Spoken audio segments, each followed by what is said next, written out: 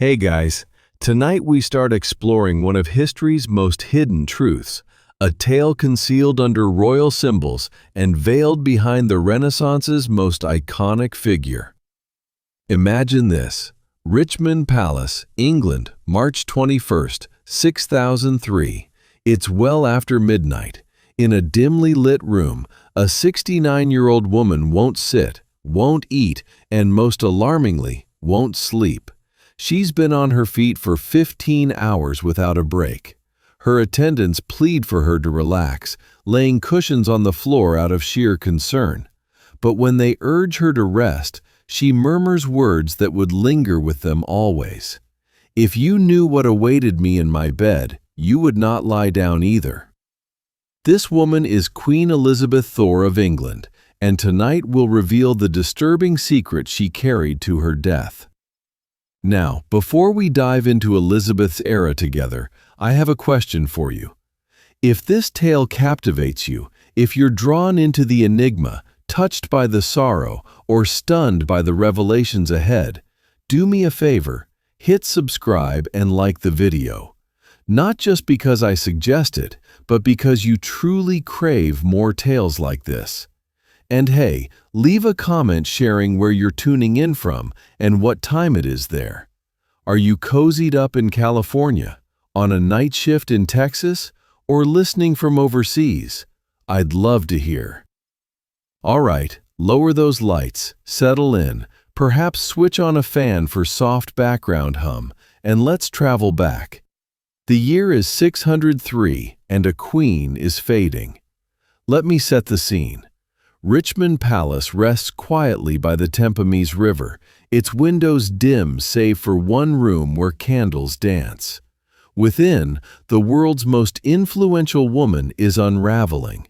Elizabeth I, Gloriana, Good Queen Bess, the Virgin Queen, stands in her private chamber center, slightly unsteady. Her ladies observe with rising worry. She hasn't had a full meal in days. She bars doctors from approaching and absolutely refuses to lie down. Now you might wonder, why? Why would a dying person avoid rest? Here's what makes it so eerie.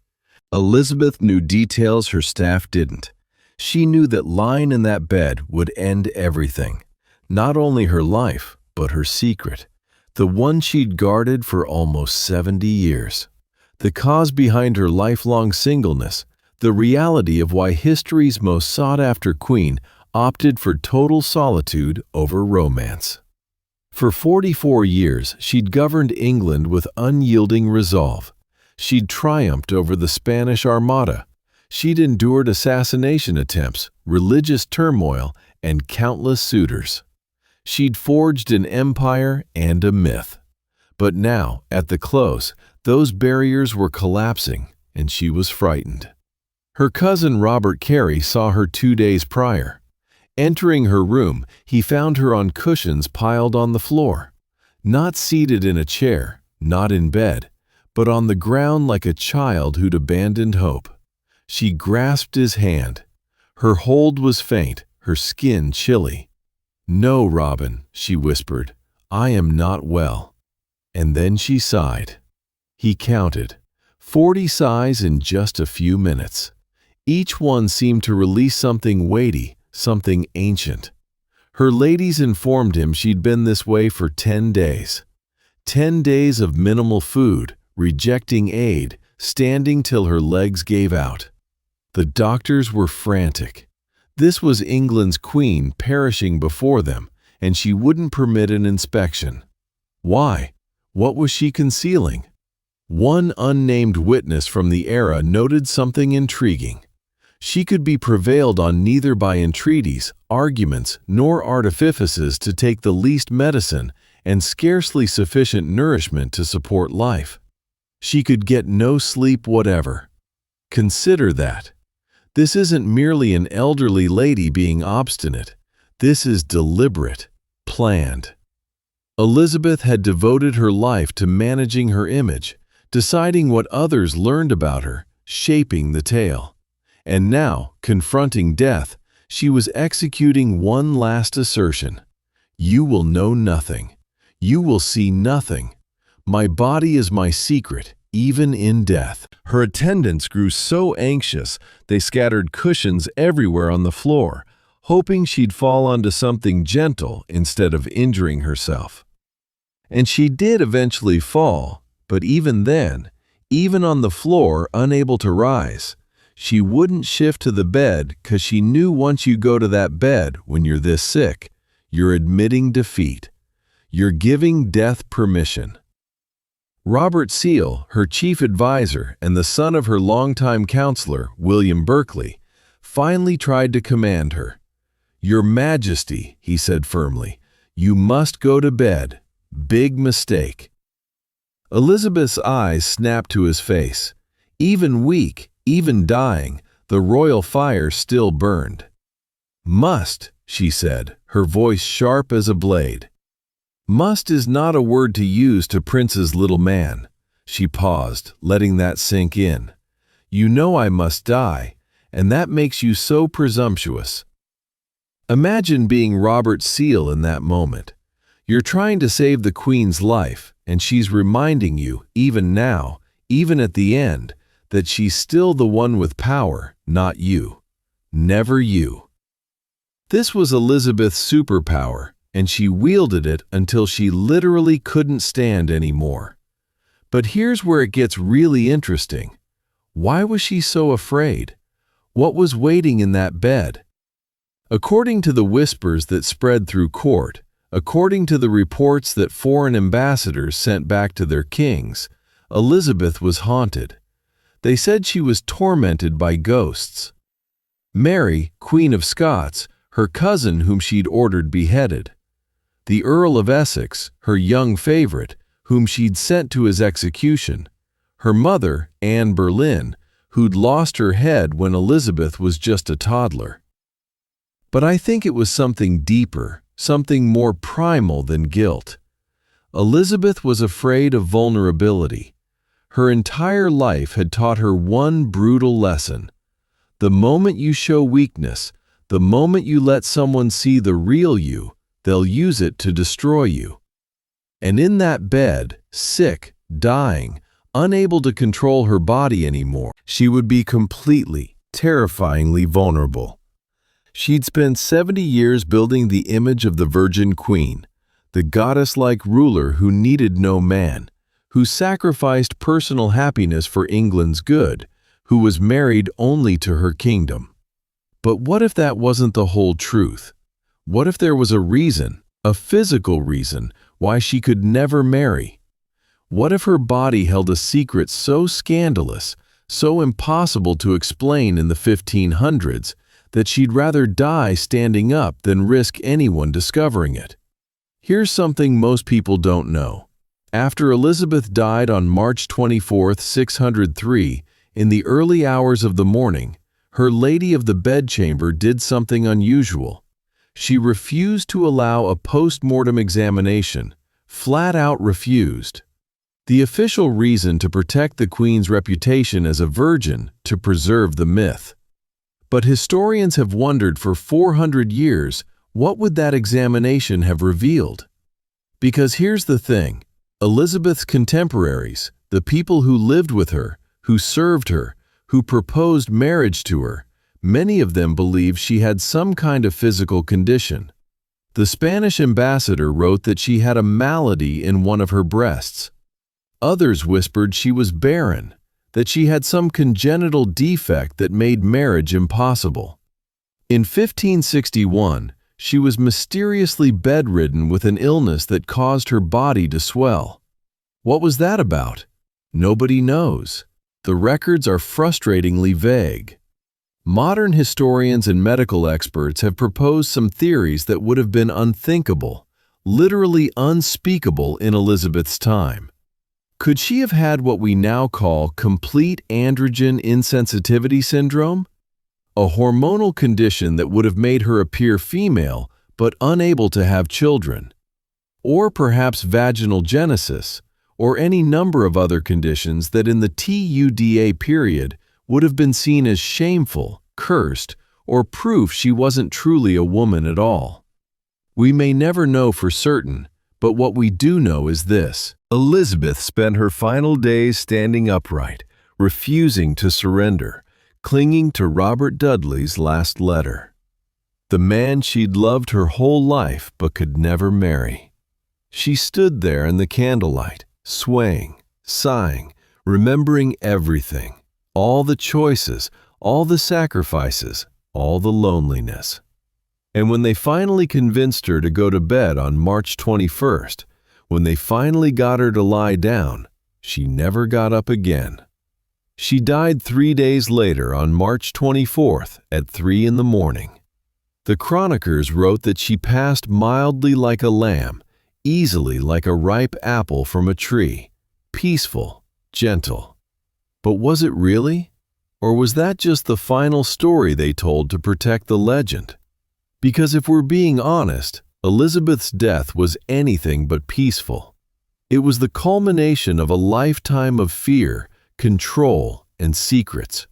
It was the end of a woman who chose power over love, isolation over intimacy, and mystery over truth. And it all started decades before, in a childhood so traumatic it would shape everything she became. But that's where our story really begins. To understand why Elizabeth stood in that room refusing to die, we need to go back to when she was just a little girl who watched her father destroy everything she loved. Back to the moment innocence died and survival became everything. So, take a deep breath, get comfortable, because in the next part of our story, we're traveling back to 1536 to a child of 2 years old whose mother just lost her head, and who would learn far too young that love is the most dangerous thing in the world. London, May 19, 1536. A small girl with red gold hair sits in the nursery at Hunsdon House playing with her toys. She's 2 years and 8 months old. Her name is Elizabeth, and this morning she's wearing a new dress, probably yellow or white, the colors she'll love her whole life. She doesn't know it yet, but while she's stacking blocks or humming to herself, 20 meters away at the Tower of London, her mother is kneeling on a scaffold. Anne Boleyn, Queen of England, places her head on the block. The French swordsman raises his blade, and in one swift stroke, Elizabeth becomes an orphan. Here's what haunts me about this moment. Elizabeth was too young to remember it happening. She wouldn't have memories of her mother's face, her voice, her touch. But she would grow up knowing, always knowing that her father had her mother killed. Can you imagine that? Not my parents divorced or my mother died of illness. No, my father, the King of England, ordered my mother's head cut off because he wanted a son, and she gave him me instead. Let's back up for a second, because to understand Elizabeth's childhood, you need to understand just how spectacular her fall was. When she was born on September 7, 1533, she was a princess, capital P. Her father, Henry VIII, had literally broken with the Catholic Church, defied the Pope, and torn England apart just to marry her mother. Anne Boleyn wasn't just some mistress. She was the woman Henry risked everything for. And when baby Elizabeth arrived, there were celebrations. Not as many as there would have been for a boy, sure, but still. She was legitimate. She was royal. She had a household servants, a governess named Lady Margaret Bryan, who absolutely adored her. Lady Bryan wrote beautiful things about baby Elizabeth. She called her as toward a child and as gentle of conditions as ever I knew any in my life.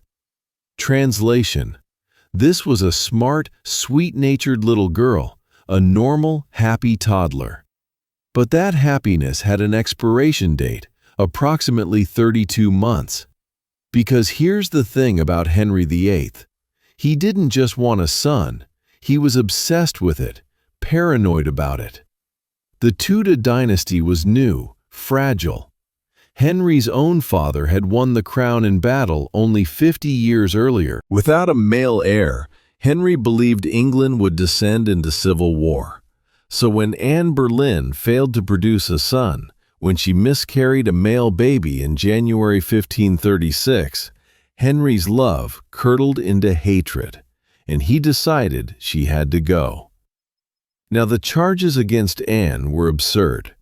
Adultery with 5 different men, including her own brother. Treason, witchcraft, all fabricated.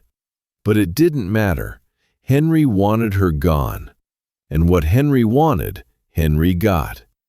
So on May 19, 1536, Anne Boleyn was beheaded. She was 29 years old and little Elizabeth. That same day, Parliament declared her illegitimate. She went from Princess Elizabeth to Lady Elizabeth overnight. She lost her title, her place in succession, her claim to anything. One day you're royal, the next day you're nobody. Lady Bryan was beside herself. She wrote desperate letters to Thomas Cromwell, Henry's chief minister, saying essentially, "What do I do with this child? She's growing so fast. She doesn't have clothes that fit. She has neither gown, nor curtain, nor petticoat. I don't know what her status is anymore. Is she a princess? A bastard? Do I treat her with honor or not?"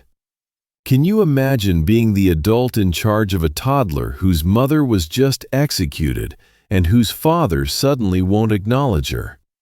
The confusion, the fear, the absolute horror of it. But here's something remarkable.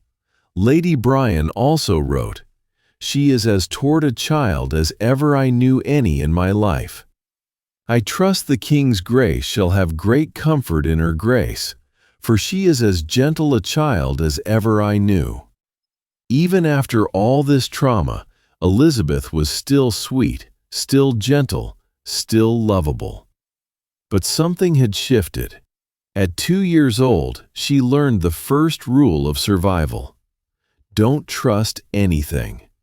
Because the people who are supposed to love you can disappear without warning.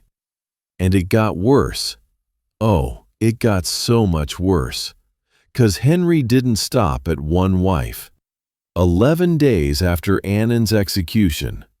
In 11 days, Henry married Jane Seymour. Imagine being Elizabeth, barely 3 years old, and suddenly there's a new mother in the palace. Except Jane wanted nothing to do with her. Jane's job was to produce the son Anne couldn't. And in October 1537, she did. Prince Edward was born, and suddenly, Elizabeth had a little brother who mattered more than she ever would. Jane died 12 days after childbirth, and for a while, there was no new queen. But then came wife number 4, Anne of Cleves. That marriage was annulled after 6 months. Lucky for Anne, she kept her head. And then came Catherine Howard. Now this is where Elizabeth's childhood trauma becomes a pattern, a nightmare on repeat. Catherine Howard was young, maybe 17 when she married Henry. She was Anne Boleyn's first cousin, which means she was Elizabeth's relative too. And for a brief moment, maybe Elizabeth thought this young, lively woman might be kind to her. But Catherine made a fatal mistake. She fell in love with someone else. Or maybe she was just young and stupid. Either way, Henry found out. Elizabeth was 8 years old in 1542 when Catherine Howard was arrested for adultery. Think about that. At 8, you're old enough to understand what's happening. Old enough to see the guards come, to hear the screams, to watch another woman disappear. And on February 13, 1542, Catherine Howard was beheaded. Same place her cousin Anne Boleyn died 6 years earlier. The Tower of London soaked in the blood of Elizabeth's relatives. Do you see the pattern forming? Mother figure, betrayal, execution. Mother figure, betrayal, execution. At 8 years old, Elizabeth had watched this cycle twice. Is it any wonder she grew up terrified of marriage, terrified of intimacy, terrified of giving anyone, especially a man, power over her? By 1543, when Henry married his sixth and final wife, Catherine Parr, Elizabeth was 10 years old. And here's where something beautiful happened. Catherine P. was different. She was educated, intelligent, genuinely kind. She was around 31 years old, mature, not a teenager, and she took Elizabeth under her wing. She brought Elizabeth back to court. She arranged for excellent tutors. She treated Elizabeth not as a bastard or a threat, but as a brilliant young girl who deserved an education. Under Catherine's care, Elizabeth flourished. She studied Latin, Greek, French, Italian, and Spanish. She read philosophy, theology, history. Her tutor, Roger Ascham, later wrote that Elizabeth had a mind exempt from female weakness and a memory that kept firmly what it had quickly grasped. Translation: this girl was a genius, and for the first time since she was 2 years old, Elizabeth had something resembling a family. But even Catherine couldn't protect Elizabeth from the fundamental terror of her existence. Because here's what people don't talk about enough. Elizabeth lived every day knowing she could be killed. Her father had killed her mother on false charges. He'd killed Catherine Howard on adultery charges. He could kill Elizabeth anytime he wanted, for any reason or no reason at all. One wrong word, one perceived slight, one rumor or accusation, and she could end up on that scaffold. The stress of this, of living under constant surveillance, constant danger, constant uncertainty, manifested physically. Historical records show that even as a young teenager, Elizabeth suffered from what they called stomach aches and watery humors. She had fainting spells, violent headaches, insomnia, what we now recognize as anxiety, PTSD, stress-induced illness. Her body was keeping score of the trauma even as she maintained that careful, controlled exterior. When Henry VIII finally died in January 1547, Elizabeth was 13 years old. She'd survived. She'd outlived the monster. But she'd also learned some terrible lessons. She learned that love makes you vulnerable. She learned that men have absolute power over women's bodies and lives. She learned that the moment you trust someone, the moment you let them close, they can destroy you. And she learned that survival means control, total absolute control over your image, your words, your emotions, your body. Now, you might think, okay, the nightmare's over. Henry's dead. Elizabeth is safe with Catherine P. Things will get better. And for a brief shining moment they did. Catherine and Elizabeth moved to Chelsea Manor in London. Elizabeth had her books, her studies, her routine. Catherine had remarried a charming, handsome man named Thomas Seymour. For a few months, it almost felt like a normal household, almost like a real family. But if Elizabeth thought the worst was behind her, if she thought she could finally let her guard down, if she thought she was safe now, well, she was about to learn the hardest lesson of all. Because Thomas Seymour had noticed how Elizabeth was growing up. He'd noticed she was 14 now, with red gold hair and her mother's dark eyes. And what happened next would teach Elizabeth that sometimes the danger doesn't come from executioners or angry kings.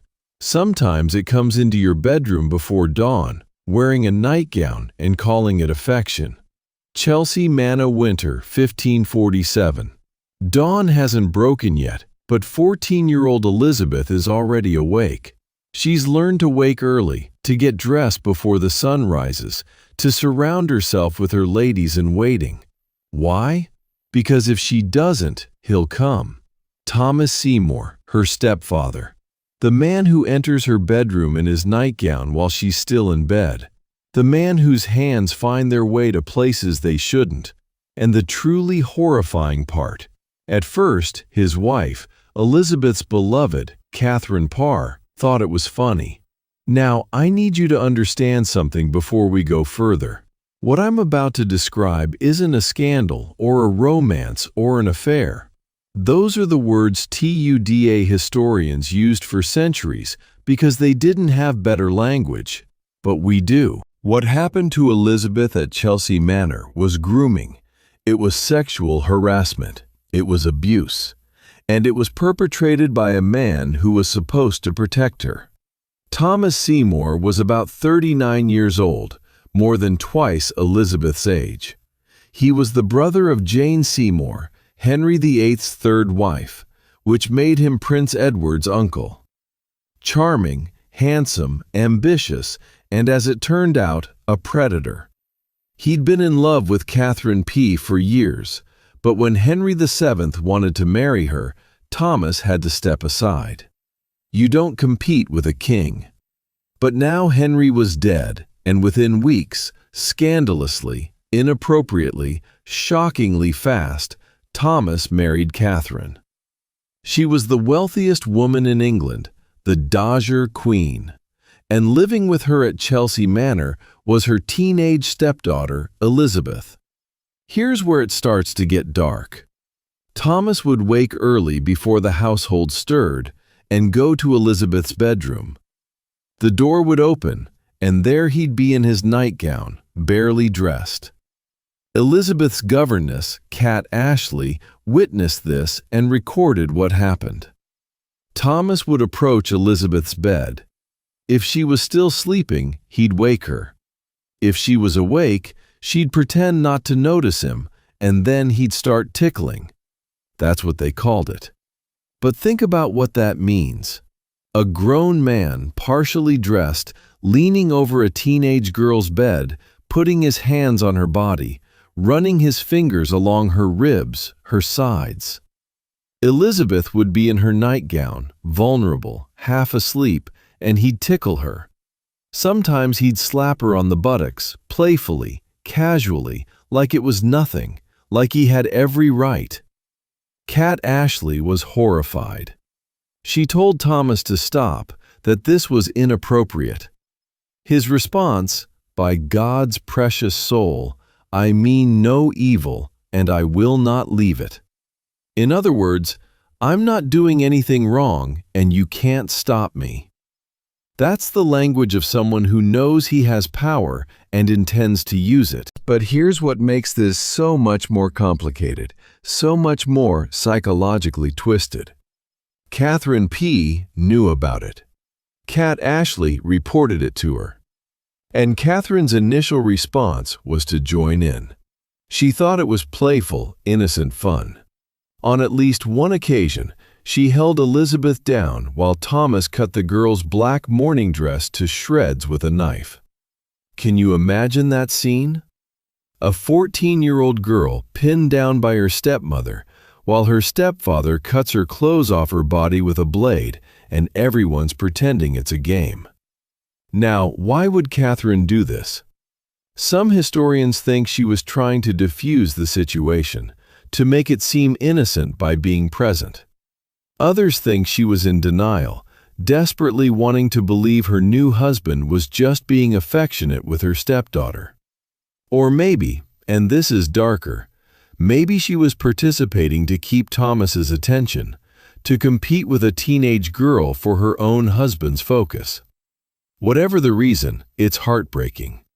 This was the woman who'd been kind to Elizabeth, who'd given her an education, who'd made her feel safe, and now she was betraying her. Elizabeth responded the only way she could. She started waking before dawn. She'd dress completely, call her ladies to attend her, and make sure she was never alone.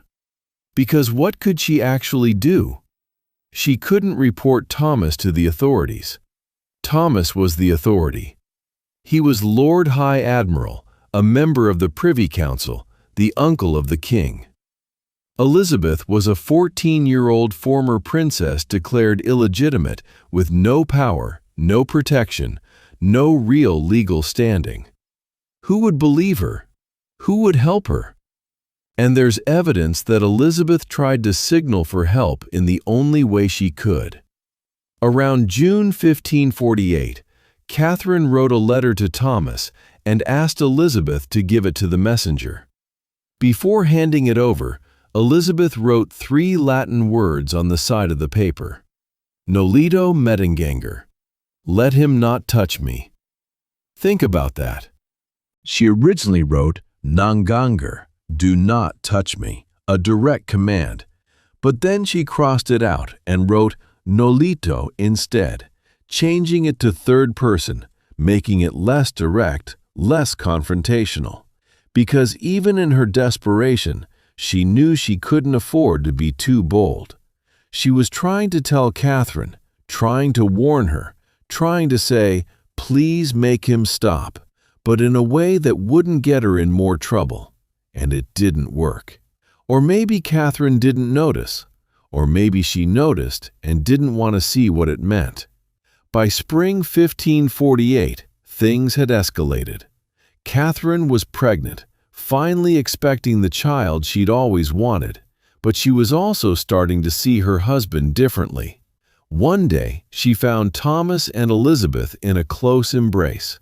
The historical records don't specify whether he was forcing himself on her or whether it appeared consensual, but Catherine saw enough, and she finally sent Elizabeth away. In May 1548, Elizabeth was sent to live with Sir Anthony Denny and his wife Joan in Cheshunt, Hertfordshire. She must have felt a confusing mix of emotions: relief to escape Thomas, guilt for being sent away, grief at losing Catherine, shame at what had happened, confusion about whether it was her fault. Because that's what abuse does. It makes you question everything. Was she encouraging him? Did she do something wrong? Should she fought harder? These are questions she couldn't have answered at 14, questions that would haunt her for life. On September 5, 1548, Catherine Parr gave birth to a daughter, Mary Seymour. But something went terribly wrong. Childbirth fever, probably sepsis. Catherine became delirious, hostile, saying strange things. On September 7th, Elizabeth's 15th birthday, Catherine Parr died. She was 36 years old, and Elizabeth lost the closest thing to a real mother she'd ever had. Can you imagine Elizabeth's feelings? Grief? Absolutely. But also relief that she'd been sent away before Catherine died, because at least she wasn't there in that house with Thomas alone, and maybe, just maybe, guilt. Did Catherine die because of the stress? Because of what happened with Thomas?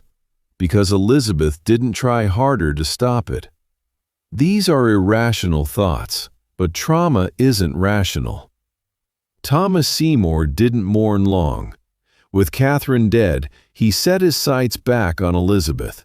Now 15 years old, about to turn 16, second in line to the throne. If he could marry her, he'd have incredible power. He started plotting. He tried to gain influence over the young King Edward. He gave Edward pocket money, made promises, undermined his own brother, the Lord Protector, and he tried to reach out to Elizabeth to continue whatever relationship he thought they had. But on January 17, 1549, everything came crashing down. Thomas was caught trying to break into King Edward's private apartments at Hampton Court Palace with a loaded pistol. He killed the king's dog when it barked. His intentions were never entirely clear. Kidnapping, assassination, intimidation. But it was treason, no question. Thomas Seymour was arrested, and immediately suspicion turned to Elizabeth. Had she been part of the plot? Had she agreed to marry him? Was she planning to seize the throne? On January 21st, Sir Robert Tyrwhitt arrived at Hatfield House to interrogate her. He also arrested Cat Ashley and Thomas Parry, Elizabeth's coffer, taking them to the Tower for questioning. Now, this is where we see Elizabeth's brilliance under pressure. She was interrogated for weeks relentlessly. They wanted her to confess to planning marriage with Seymour, to admit they'd been intimate, to implicate herself in treason, and she gave them nothing. Nothing. At 15 years old, she ran circles around trained interrogators. Tit reported back, frustrated. In no way will she confess any practice by Mistress Ashley or the coffer concerning my Lord Admiral, and yet I do see it in her face that she is guilty, and to perceive as yet she will abide more storms she accused Mistress Ashley. He could see she was hiding something, could see it in her face, but he couldn't break her. Elizabeth's responses were masterful. She admitted to discussing the possibility of marriage with Cat Ashley, but insisted she had never agreed to anything without the council's permission. She acknowledged Seymour's morning visits, but framed them as inappropriate behavior she tried to avoid. She protected her servants while protecting herself. She showed just enough vulnerability to seem honest while revealing nothing that could be used against her. On March 20th, 1549, Thomas Seymour was beheaded on Tower Hill. He was about 40 years old. He never admitted to wrongdoing. He never showed remorse. And Elizabeth, she emerged from the scandal alive, but forever changed. The trauma of those months, the abuse, the interrogation, the near execution taught Elizabeth lessons she'd never forget. Men are dangerous. Love is a weapon. Trust no one. Marriage means losing power. Your body is a liability. Control everything or die. She spent the rest of Edward's reign presenting herself as the perfect Protestant princess. She wore plain clothes, carried prayer books, stayed quiet, stayed safe. She'd learned to perform, to hide the real Elizabeth behind layers of careful presentation. And she'd learned that showing any vulnerability, any desire, any human need could get you killed. But the Seymour scandal did something else too. It planted a question in everyone's mind, a rumor that would follow Elizabeth for the rest of her life. There were whispers that she'd gotten pregnant, that the mysterious illness in 1561 with the swelling body was actually childbirth, that somewhere there was a secret child. These rumors were probably false. Probably. But they meant that Elizabeth's virginity, her body, her private life would always be subject to speculation and scrutiny. And so when she became queen 9 years later at age 25, Elizabeth understood something most monarchs didn't. Her body wasn't just her body. It was a political battlefield. Marriage wasn't romance. It was surrender. And the only way to keep power was to keep everyone guessing, keep everyone wanting, keep everyone at arm's length forever. But before she was Gloriana, before she was the Virgin Queen, before she was the most powerful woman in Europe, she had to survive her teenage years. She had to navigate her brother's short reign, her sister Mary's dangerous rule, and the constant threat of execution. And through it all, she'd be haunted by one question. Could she ever trust anyone enough to let them close? Or would she spend her life alone, standing guard over her own heart, just like she stood guard in that chamber at Richmond Palace, refusing to lie down? The crown was coming for her, but with it would come suitors, marriage proposals, and one man in particular, a man she'd known since childhood, a man she'd loved in secret, a man whose very existence would force Elizabeth to choose between her heart and her throne. November 17th, 1558. Elizabeth is 25 years old, kneeling under an oak tree at Hatfield House, reading her Bible. A messenger arrives on horseback, muddy and breathless. Her sister Mary is dead. Elizabeth is now Queen of England. According to legend, she quotes Psalm 118 in Latin. A domino factuest illude et est mirabile in oculis nostrus. This is the Lord's doing, and it is marvelous in our eyes. But before she can even process the magnitude of what's just happened, before she can take her first breath as queen, the men around her start asking the question that will haunt her for the next 44 years. Your Majesty, whom will you marry? Not if whom. Because in 1558, the idea of a woman ruling alone was almost unthinkable. Queens were supposed to be wives. They were supposed to produce heirs. They were supposed to defer to their husbands on matters of state. Elizabeth had other ideas. Within days of her accession, the marriage proposals started flooding in, and I mean flooding. Philip II of Spain, her former brother-in-law, who'd been married to her sister Mary, proposed immediately. He was probably the most powerful man in Europe, ruling Spain, the Netherlands, parts of Italy, and vast territories in the Americas. Marrying him would have given England incredible protection and wealth. But Elizabeth had watched her sister Mary marry Philip. She'd seen how unpopular it made Mary, how the English hated having a Spanish king. She'd seen how Philip treated Mary with cold indifference, using her for political gain. So Elizabeth politely declined. Then came Eric XIV of Sweden. He sent a steady stream of marriage proposals and even dispatched his brother, Duke John, to court Elizabeth in person. Eric was young, reasonably handsome, Protestant, and quite possibly insane, but we didn't know that part yet.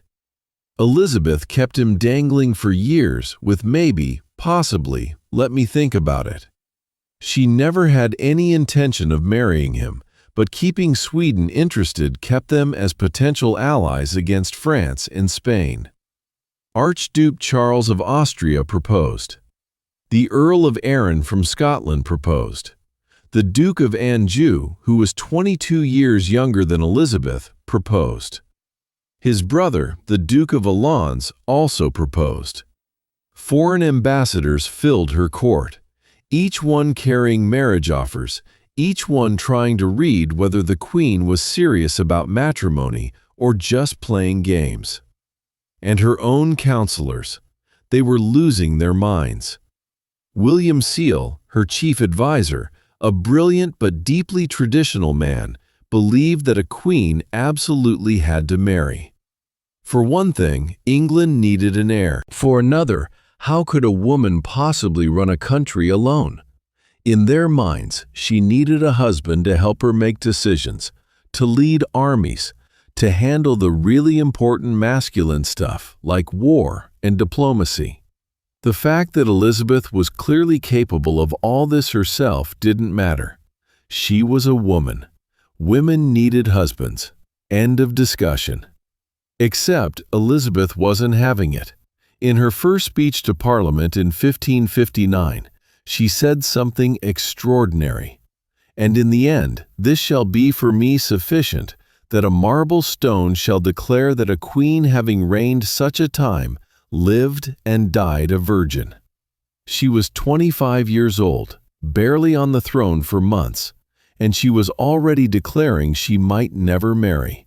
Parliament thought she was being dramatic. Surely she'd change her mind. Surely once she met the right man, she'd do her duty right.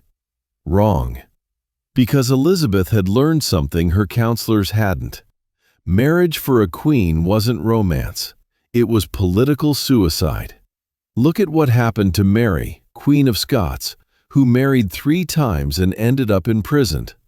Look at Mary Tudor, who married Philip and became a figure of mockery.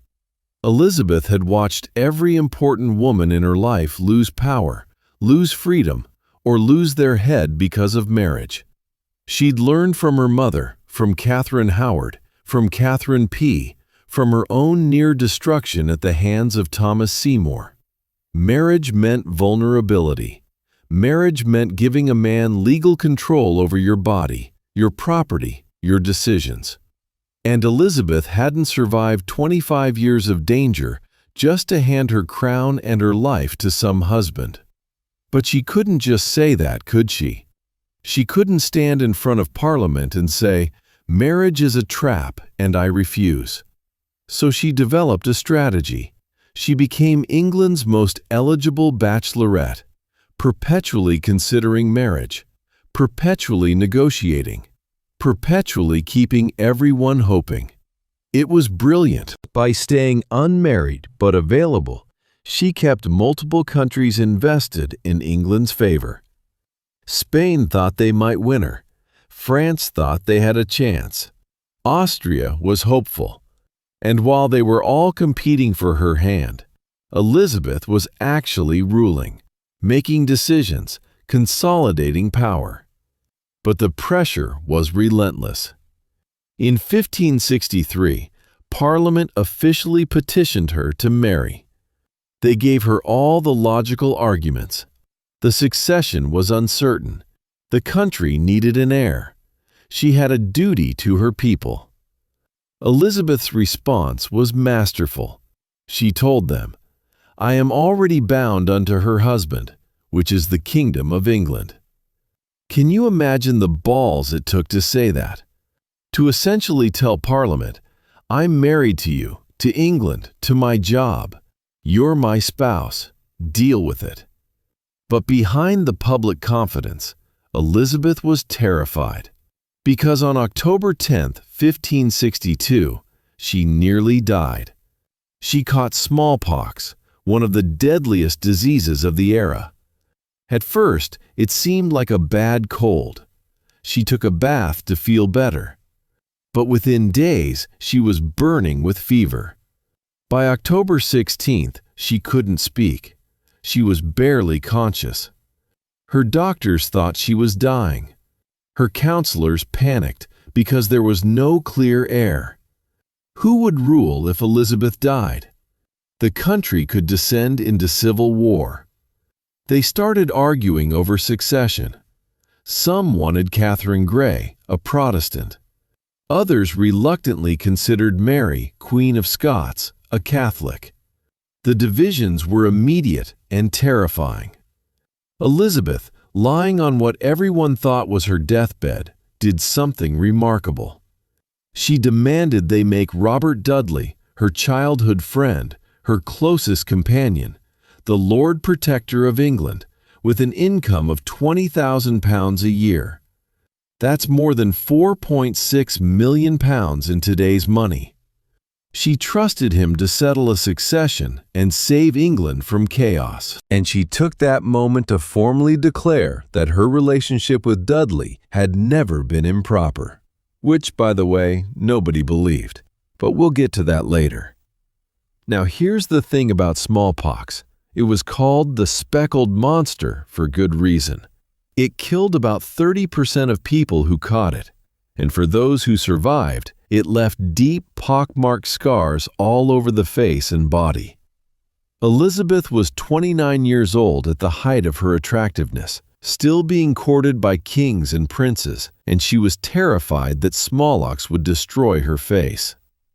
Her doctors subjected her to something called the red treatment. They wrapped her entire body from neck to toe in red cloth, believing it would prevent scarring. Then they placed her near a raging fire. It was a Japanese technique that had been used in Europe since the 12th century, and scientifically speaking, it was complete nonsense. But psychologically, it probably helped Elizabeth feel like she had some control over what was happening to her body. She survived. By October 25th, she was back at work, but the scars remained. Not severe, but noticeable. And something else changed.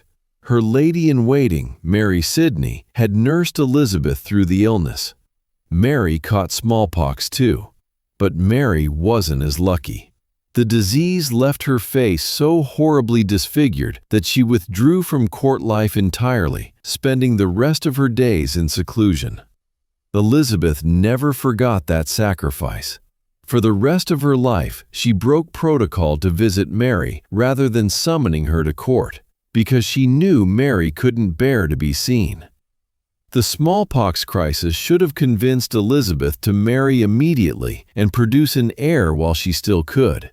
Instead, it seemed to strengthen her resolve to remain single. Maybe the illness reminded her of her mortality, of how fragile the human body is.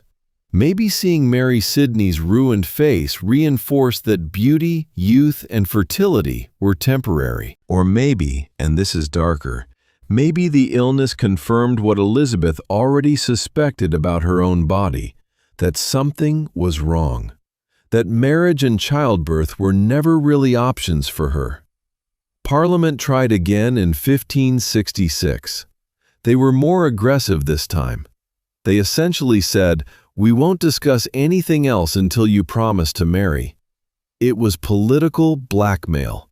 Elizabeth was furious. She summoned the delegation and gave them a verbal lashing they'd never forget. She told them her marriage was her business. She reminded them she'd already given more to England than most monarchs, and she said, "And I love this. I will never break the word of a prince spoken in a public place for my honor's sake. And therefore I say again, I will marry as soon as I can conveniently, if God take not him away with whom I mind to marry, or myself, or else some other great let obstacle happen." Translation: I'll marry when I feel like it, if the guy doesn't die, if I don't die, or if something else doesn't come up. She basically promised everything and nothing simultaneously. It was political genius. But what was really happening here? Why was Elizabeth so resistant?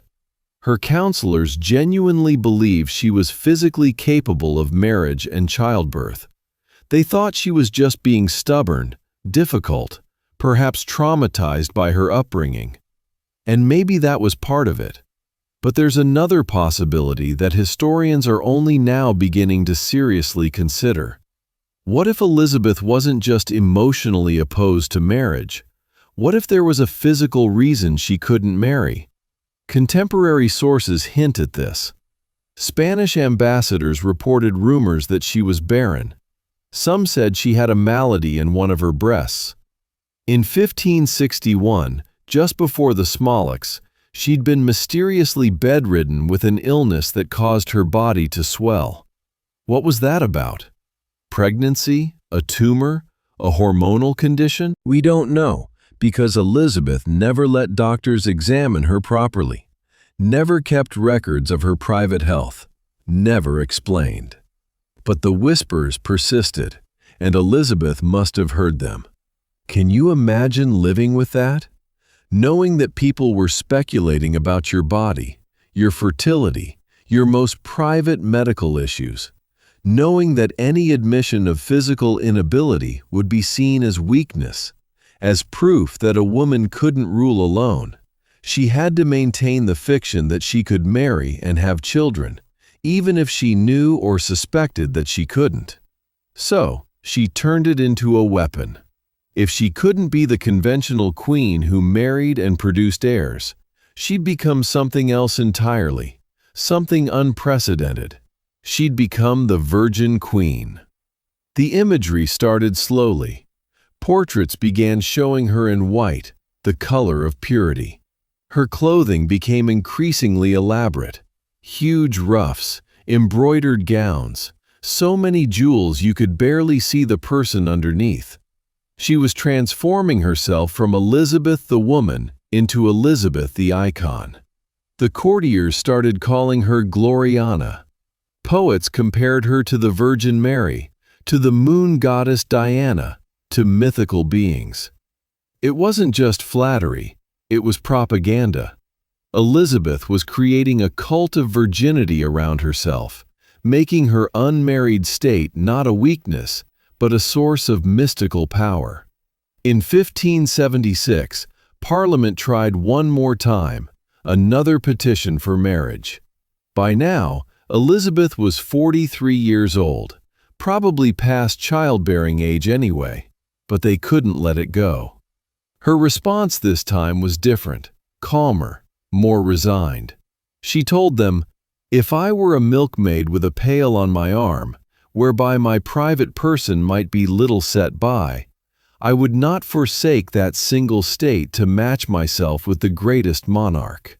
In other words, even if she were nobody, she still wouldn't want to marry. It was the closest she ever came to admitting the truth. But here's what's fascinating. Even as she rejected the idea of a husband, even as she built this identity as the Virgin Queen, Elizabeth wasn't entirely opposed to love. She had favorites. Men she flirted with, danced with, gave nicknames to. She kept them close, but never close enough. She'd learned from Thomas Seymour that intimacy was dangerous. She'd learned from watching her father's marriages that love could turn lethal.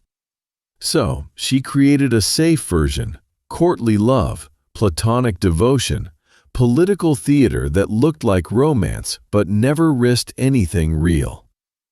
The genius of Elizabeth's strategy was that she convinced everyone, foreign kings, her own counselors, maybe even herself, that she was making a noble sacrifice, that she wanted to marry but was putting England first, that she was the devoted bride of her nation, suffering the loneliness of spinsterhood for the good of her people. It was a beautiful lie. Or maybe it was partly true. Maybe she did long for companionship, for love, for the normal life she could never have. Maybe the loneliness wasn't strategy. Maybe it was real, and she just learned to make it look like choice. By the time she reached her 40s, the question of marriage faded. It was clear Elizabeth would never do it. And surprisingly, the kingdom didn't collapse. England thrived. Trade expanded. The arts flourished. Shakespeare wrote his plays during Elizabeth's reign. The defeat of the Spanish Armada in 1588 made England a major naval power.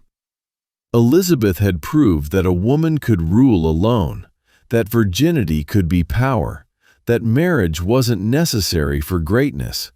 But there was a cost. Because while Elizabeth was busy being Gloriana, while she was performing the role of the Virgin Queen for her subjects, while she was rejecting suitors and managing the political theater of courtship, there was one man who'd been there all along. One man she'd known since childhood. One man who made her laugh, who challenged her, who maybe, just maybe, was the person she would have chosen if choosing had been possible. And his name was Robert Dudley, and his wife had just died under the most suspicious circumstances imaginable. September 8, 1560. Come to place, Oxfordshire. It's a Sunday, a fair day in the nearby town of Abington. The lady of the house, Amy Robsart Dudley, does something strange. She insists that all her servants, every single one, leave for the fair. They're confused. She's not feeling well. She's been complaining of pain in her chest for weeks. Why would she want to be alone? But she's adamant. Go, all of you, enjoy the fair. When they return that evening, they find her at the bottom of a short flight of stairs, her neck broken, her head injured, unmistakably dead. Amy Dudley was 28 years old, and her death would destroy any chance Elizabethan had of marrying the only man she ever truly loved. Let me take you back to understand why this death mattered so much. Robert Dudley and Elizabeth had known each other since childhood. They were born just 3 days apart in 1533, he on June 24th, she on September 7th. Their families moved in the same circles. Robert's father was John Dudley, Duke of Northland, one of the most powerful men in England. The children grew up around court, probably played together, certainly knew each other's faces before they knew what power and politics really meant. But here's where their connection becomes profound. In 1553, Robert's father made a catastrophic mistake. He tried to put Lady Jane Grey on the throne instead of Mary Tudor. It was treason. Jane Grey reigned for 9 days before Mary seized power. And suddenly, Robert Dudley found himself in the Tower of London, condemned to death, waiting for execution. His father was beheaded. His brother Guilford, Jane Grey's husband, was beheaded. Robert watched his family destroyed, expecting his turn to come any day. And who else was in the tower at the same time? Elizabeth, also accused of treason, also expecting execution, also living day by day, wondering if this would be her last. They were both in their early 20s. Both had survived traumatic childhoods. Both knew what it felt like to be one wrong move away from the scaffold, and historians believe they saw each other during this time. That in the darkest period of their lives, they found each other, a shared understanding that no one else could possibly comprehend. They both survived. Mary eventually released them both. Robert in 1554, Elizabeth carefully watched until 1558. And when Elizabeth became queen in November 1558, one of her first acts was to appoint Robert Dudley as Master of the Horse. Now, this might sound like just a fancy title for someone who manages the royal stables, but it was actually one of the most important positions at court. The Master of the Horse was constantly at the Queen's side. He helped her mount and dismount horses. He organized her travels. He accompanied her everywhere. It meant daily, intimate access to the monarch. Within months, the rumors started. Elizabeth and Robert were spending an unusual amount of time together. They rode horses together. They danced together. They laughed together. In 1559, Elizabeth had Robert's bedchambers moved next to her own apartments. Not down the hall, not in another wing next door connected. The Spanish ambassador Alvaro de Quadra started sending reports back to Spain that were increasingly scandalized. He wrote that Elizabeth was in love with Lord Robert and never lets him leave her. Here's where it gets complicated. Robert Dudley was married. He'd married Amy Robsart back in 1550 when they were both teenagers. He was 17, she was 18. It was apparently a love match, what Elizabeth's advisor, William Seal, dismissively called a carnal marriage, begun for pleasure rather than a strategic alliance. They seemed happy at first, but then Robert's fortunes changed dramatically. When he was released from the Tower and Elizabeth became queen, Robert went to court. Amy stayed in the country. Why didn't Amy come to court with her husband? That's one of the great mysteries. Some historians think she was too lowborn, not polished enough for court life. Others think she was already sick. There are mentions of her suffering from a malady in one of her breasts, which many historians interpret as breast cancer. Or maybe, and this is darker, maybe Robert was already in love with Elizabeth and didn't want his wife around. Whatever the reason, by 1559, Robert and Amy were living completely separate lives. She moved from house to house, staying with friends and relatives, never settling anywhere. He was at court dancing with the Queen, wearing the Queen's colors, receiving the Queen's gifts, and everyone was talking about it. The Spanish ambassador wrote something chilling in April 1559, a full year and a half before Amy died. He reported that people were saying Elizabeth would marry Robert Dudley if his wife were a chance to die. Think about that. People were openly speculating about Amy's death while she was still alive. And then, in September 1560, Duadra wrote something even more disturbing. Lord Robert has sent to poison his wife. Certainly all the Queen has done with us, and will do with all the rest in the matter of her marriage, is only to keep Lord Robert's enemies and the country engaged with words until this wicked deed of killing his wife is consummated.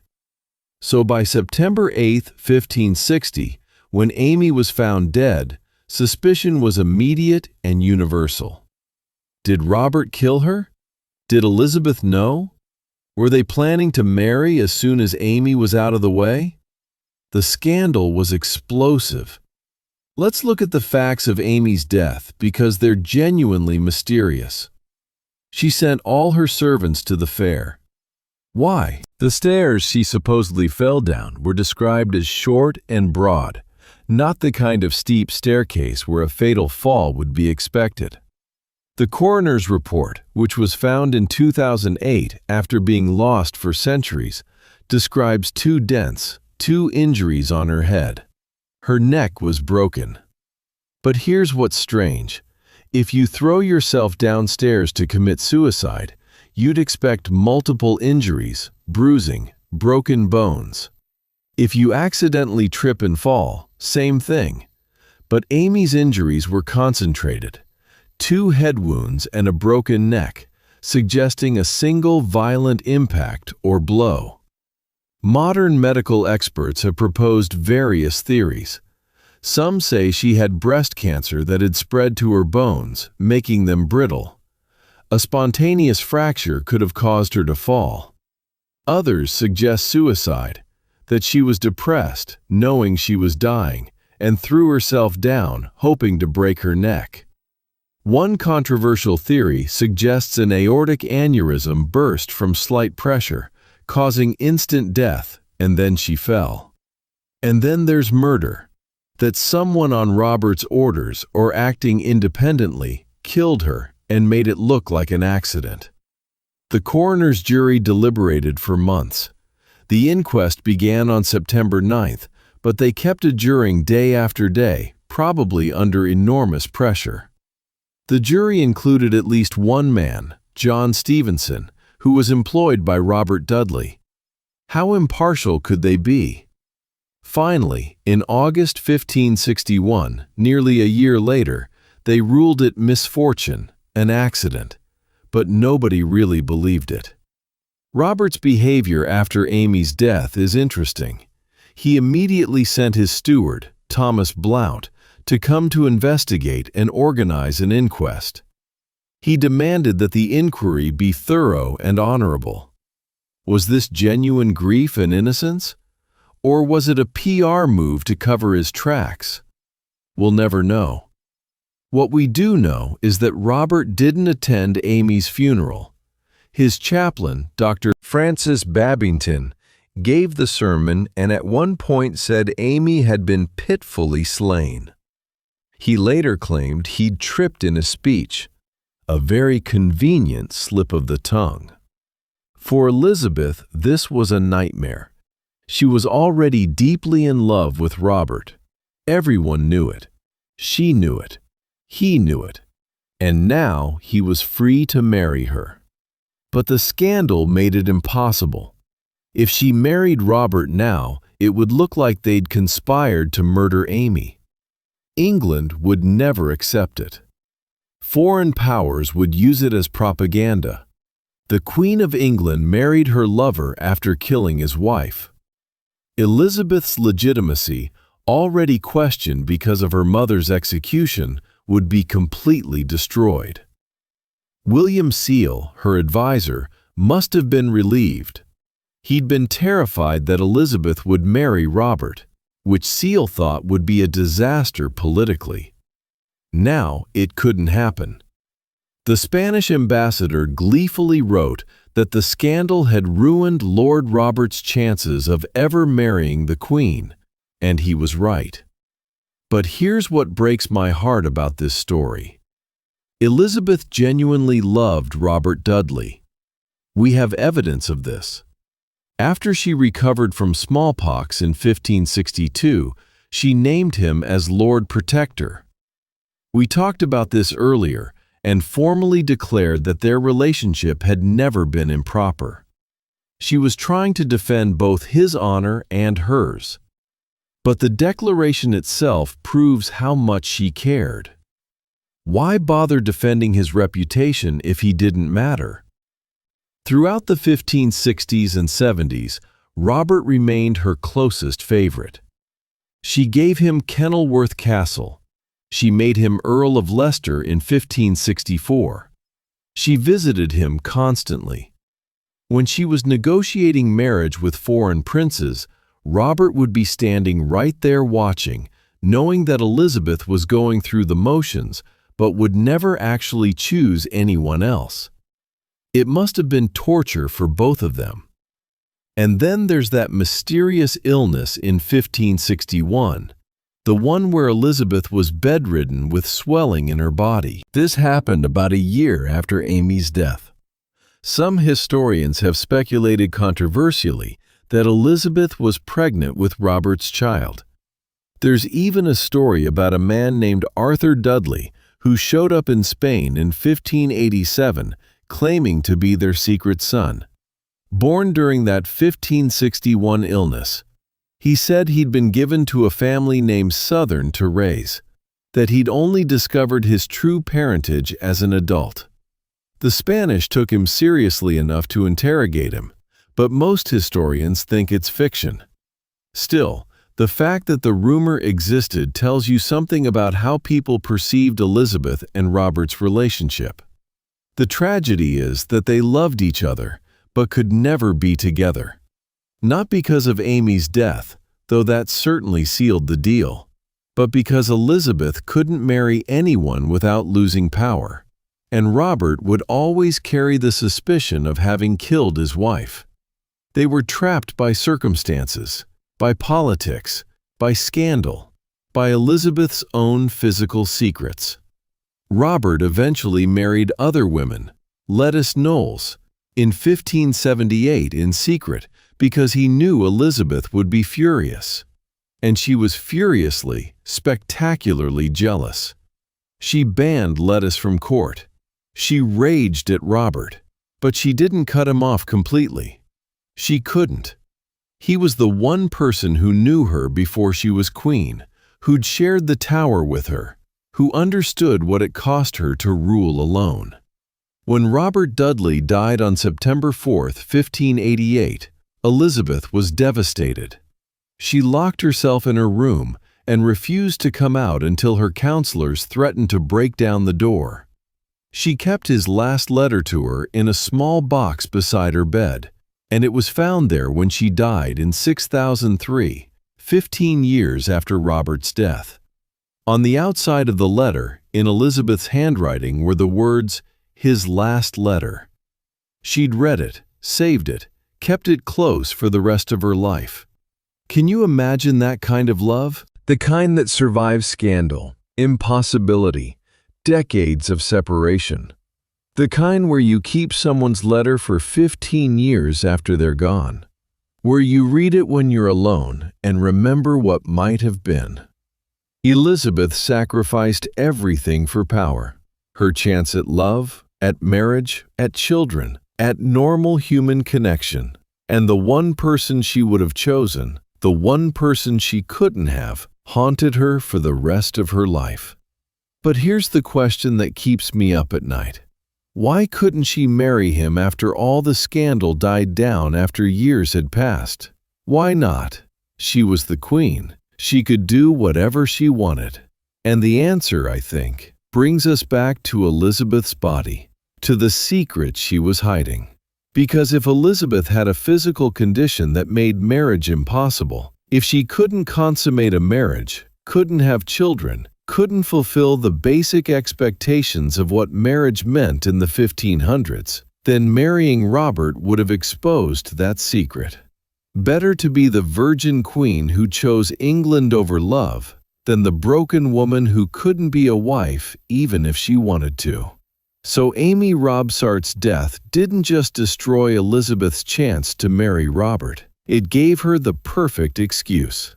She could blame the scandal, the suspicion, the politics. She could play the martyr, the queen who sacrificed her heart for her country's good. And no one would ever have to know the real reason, the physical reason, the secret that made marriage to anyone, even Robert, impossible from the start. But what was that secret? What was Elizabeth hiding about her body? What made her so desperate to avoid doctors, so terrified of intimacy, so determined to die standing up rather than let anyone examine her? That's where our story goes next, into the darkest, most suppressed medical theories about Elizabeth I. Theories that make her choice of loneliness not noble but necessary, not martyrdom but survival. There's a letter that exists in the Spanish archives. It's dated September 1559, written by the Count of Spain's ambassador to England. He's reporting back to King Philip II about Queen Elizabeth, and he writes something shocking. It is the common opinion, confirmed by certain physicians, that this woman is unhealthy, and it is believed certain that she will not bear children. This is less than a year into Elizabeth's reign. She's 26 years old, and already people are saying she can't have children. Not won't. What did they know? What did they see? And more importantly, what was Elizabeth desperately trying to hide? Let me be clear about something before we go further. What I'm about to discuss isn't scandalous gossip or tabloid speculation. This is serious medical history. Theories proposed by actual physicians and historians who've studied the evidence for decades. And while we'll never know for certain what, if anything, was medically different about Elizabeth's body, the clues are there. Written in diplomatic reports, recorded in eyewitness accounts, hidden in her own desperate attempts to control how people saw her. Let's start with what people actually observed about Elizabeth. She was tall for a woman of her time, about 54 in or 55, which might not sound tall to us, but in the 1500s, that was notably above average. She had long, slender limbs, a somewhat angular face, a prominent nose, and multiple sources describe her as having a masculine bearing. Strong, commanding, with a deep voice that could fill a room. Now, on their own, none of these things mean anything. Plenty of women are tall, have strong features, have commanding voices, but taken together, combined with other evidence, they start to paint a picture. In 1985, a physician named Robert C. Berman published a paper in Medical Hypothesis that sent shockwaves through Tudor history circles. He proposed that Elizabeth may have had something called complete androgen insensitivity syndrome, or CASE. Now, before your eyes glaze over at the medical terminology, let me explain what this means in simple terms. CIS is a condition where a person has XY chromosomes, typically associated with males, but their body doesn't respond to testosterone. So they develop externally as female, often with normal female appearance, but they don't have a uterus or ovaries. They have internal testes instead. They typically don't menstruate. They can't get pregnant. And they often don't discover this condition until they try to have children and can't. In Elizabeth's time, there would have been no way to diagnose this, no way to explain it, no language for it. A woman with CAS would just be told she was barren or defective or cursed. Now, does this mean Elizabeth definitely had CAS? No, we can't diagnose a 400-year-old corpse without examining it, and Elizabeth made sure no examination would ever happen. But let's look at the evidence that makes historians consider this possibility. First, there's that mysterious 1561 illness where Elizabeth was bedridden with swelling in her body. If she had internal testes instead of ovaries, they could have developed tumors or cysts causing swelling and pain. This could explain why she was so sick, why her body swelled, and why, despite rumors of pregnancy, no baby ever appeared. Second, there are multiple references to her not menstruating normally. In Tudor times, menstruation was called the flowers or monthly terms, and there are hints in letters and reports that Elizabeth's cycle was irregular or absent. One Spanish report mentions that Elizabeth suffered with her menses, which could mean painful periods or could mean she didn't have them at all and people noticed. Third, there's her appearance. People with CARs often grow taller than average because testosterone, even though their bodies don't respond to it, still affects bone growth. They often have long limbs and somewhat masculine features. Does this description sound familiar? But here's the most compelling evidence: Elizabeth's absolute terror of marriage. Not political reluctance, terror. And not just reluctance to consummate a marriage. There are reports that she couldn't. In the 1570s, when she was negotiating marriage with the Duke of Alons, there were whispers among the French ambassadors that consummation would be impossible. One diplomat wrote cryptically that there were physical obstacles to the marriage that made it pointless to pursue. Think about what it would have been like for Elizabeth if she did have a condition like this. She would have grown up knowing something was wrong. Maybe she didn't menstruate when other girls did. Maybe there was pain or absence of something that should have been there. In Tudor times, a woman's value was tied entirely to her ability to produce children. A woman who couldn't was seen as cursed, broken, punishment from God. Can you imagine the shame, the fear, the absolute necessity of keeping this secret? And here's the darkest part.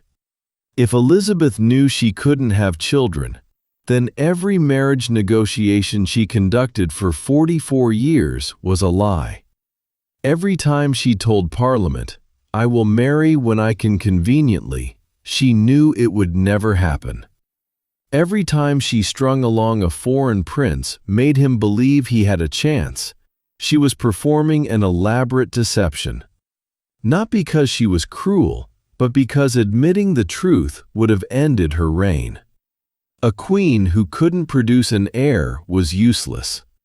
She'd be deposed, married off forcibly to someone who could cure her, or worse. Now, case is just one theory.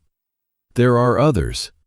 Some historians suggest Elizabeth might have had vaginal agenesis, a condition where the vagina and uterus don't develop properly. Others propose various hormonal disorders. Some think she had severe endometriosis, which causes excruciating pain during menstruation and can make pregnancy impossible. Or maybe she had a tilted uterus, or scarring from an infection, or any number of other conditions that we now understand but Tudor physicians couldn't diagnose or treat. What we do know for certain is this: contemporary sources believed she had a physical problem. It wasn't just speculation. The Spanish ambassador Duadra wrote that she had a malady in one of her breasts, and that she was unlikely to live long. Now, some historians interpret malady in the breast literally as breast cancer. But others point out that in Tudor medical language, breast could refer to the entire chest cavity, including the reproductive organs, which were thought to be connected to the breasts. So malady in the breast might have been code for a reproductive disorder.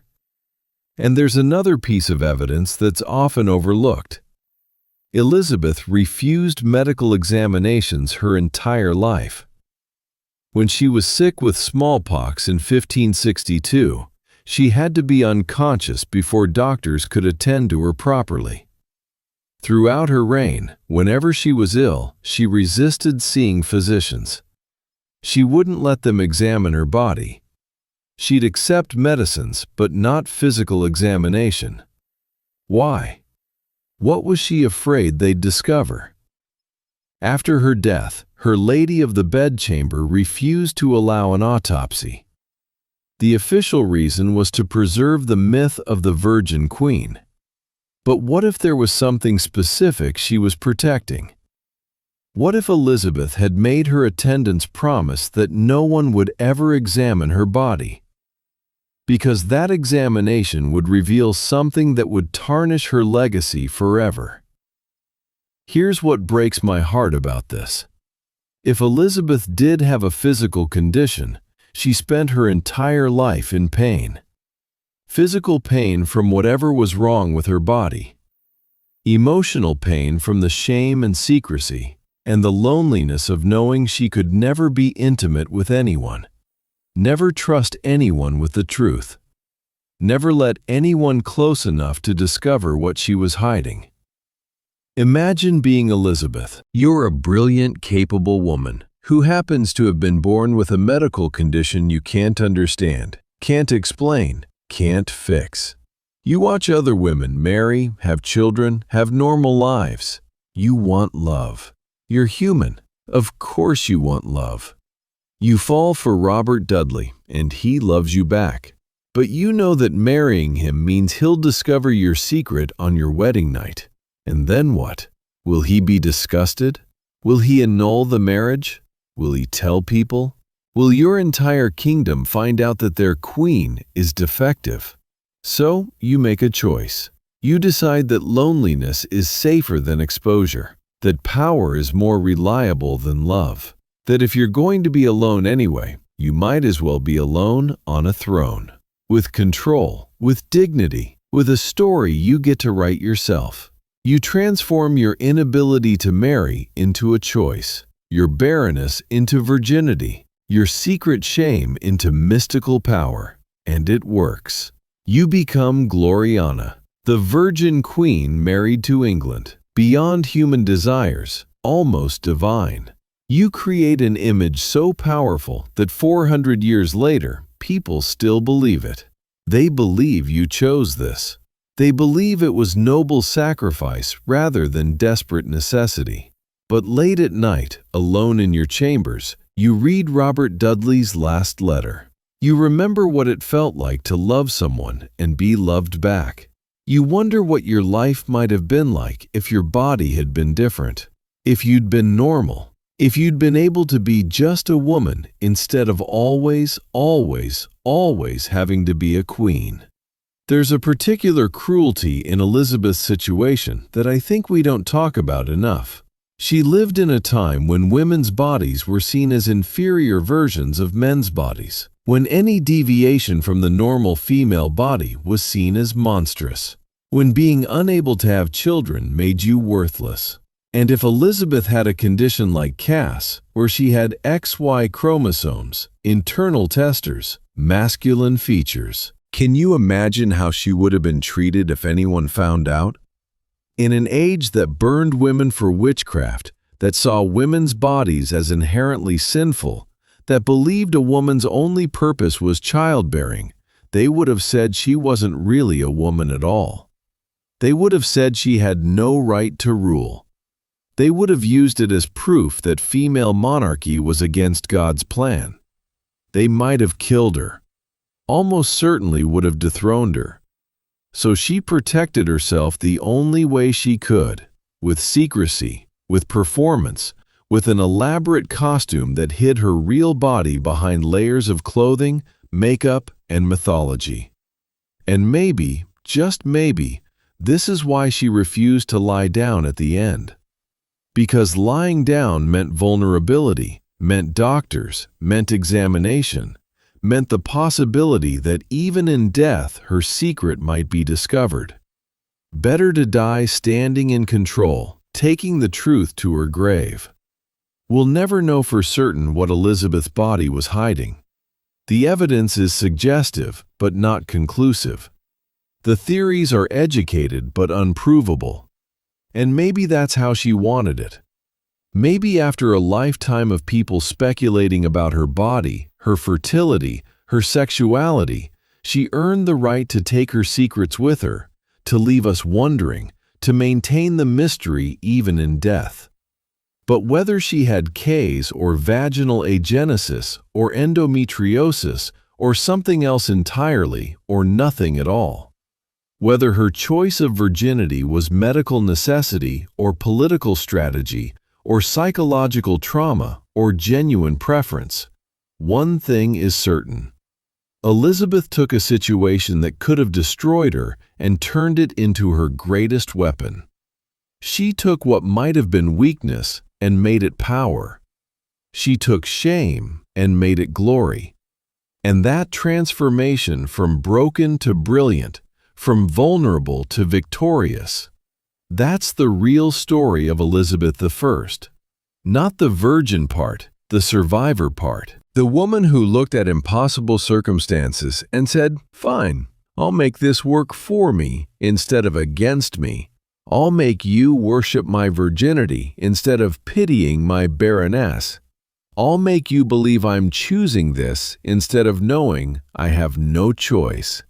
It was the greatest PR campaign in history, and it required painting her face white, piling on jewels and padding, creating an image so elaborate and artificial that no one could see the real woman underneath, which is exactly what we're going to explore next.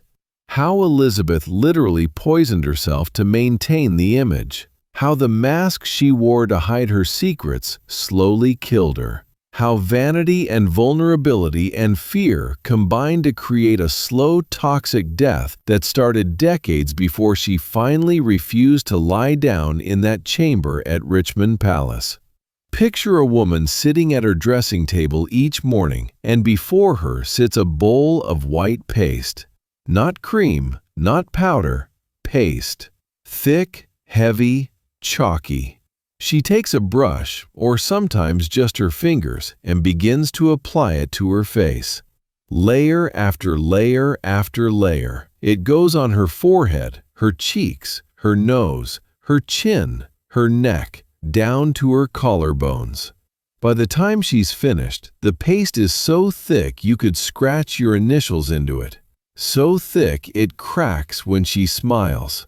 So thick it literally weighs down her face. This is Venetian Suze, and this is how Elizabeth painted herself every single day for over 40 years. What she didn't know, what nobody knew, was that she was slowly poisoning herself with lead. And by the time people figured it out 31 years after her death, it was far too late. Let's talk about what Venetian Suze actually was, because the recipe is genuinely horrifying. You take white lead, which is lead carbonate, a chemical compound, and mix it with vinegar. The acid reaction creates this white paste. Then you add things to make it stick better.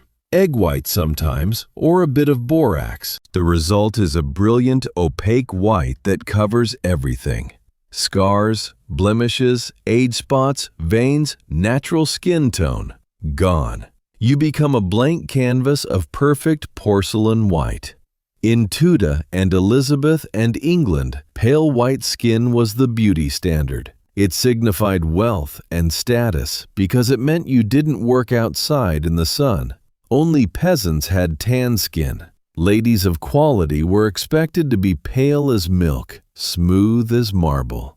And after Elizabeth's smallpox in 1562, when she was left with light scarring on her face, Venetian Suze became not just cosmetic, it became necessity. But here's where it gets interesting. Elizabeth didn't just use this makeup to cover scars, she used it to create an image. Remember, she was building the cult of the Virgin Queen, turning herself from Elizabeth the woman into Elizabeth the icon. The white face became part of her brand. It made her look otherworldly, ageless, almost supernatural.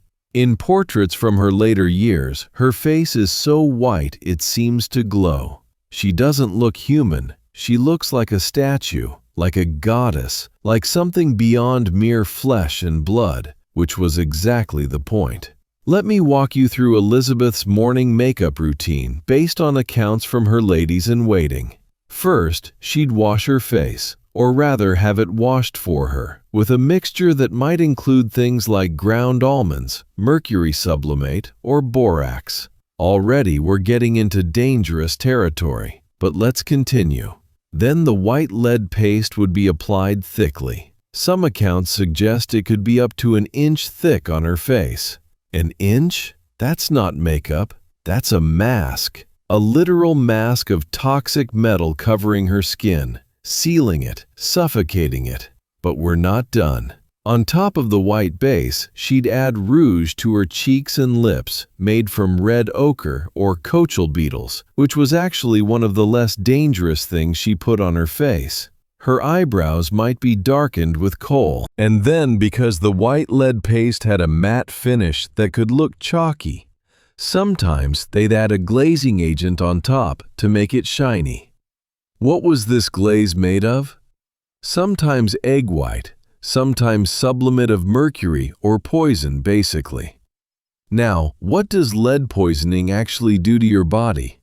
'Cause this is where Elizabeth's story becomes a slow-motion tragedy.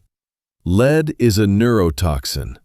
It accumulates in your bones, your blood, your brain, and the symptoms, they're insidious.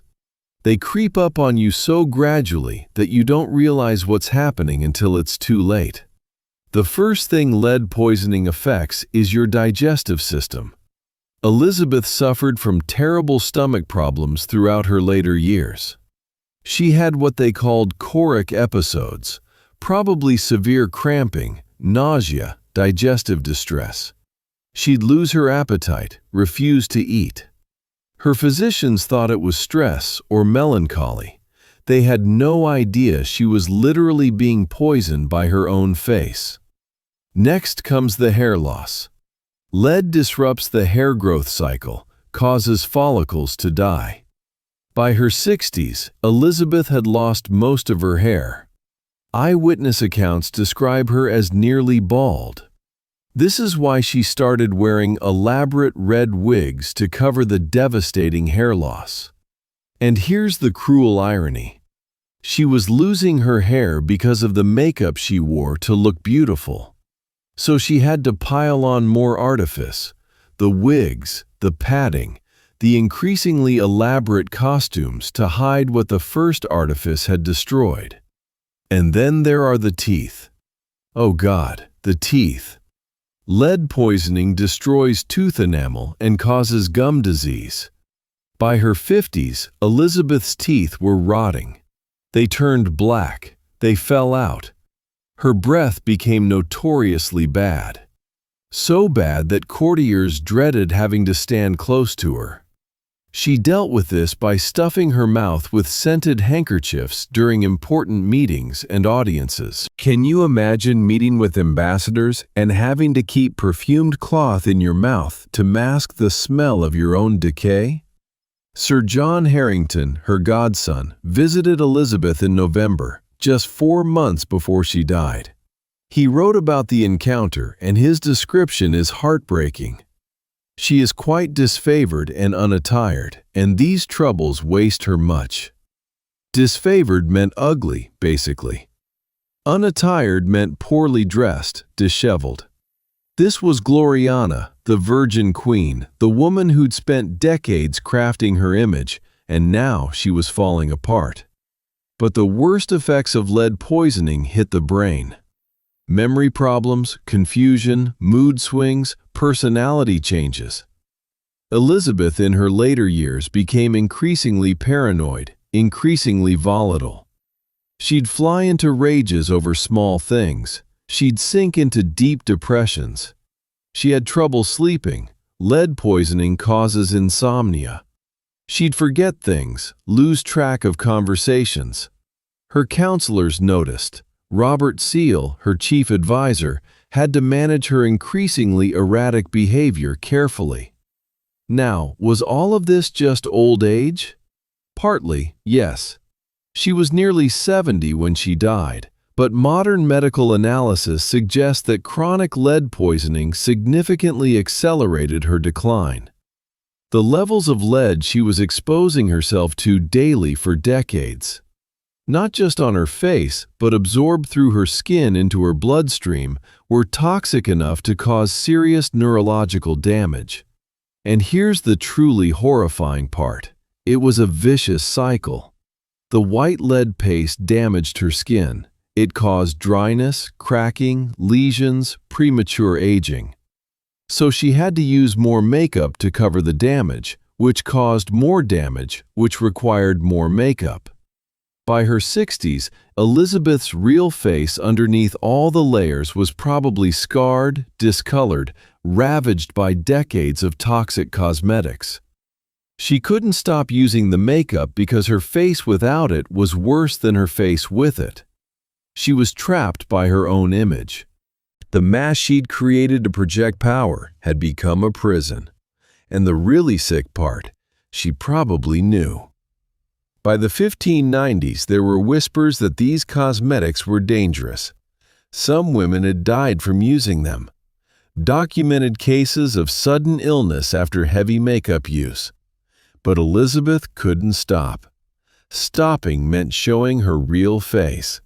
Showing her real face meant shattering the illusion. And the illusion was the only power she had left. Let me read you another account.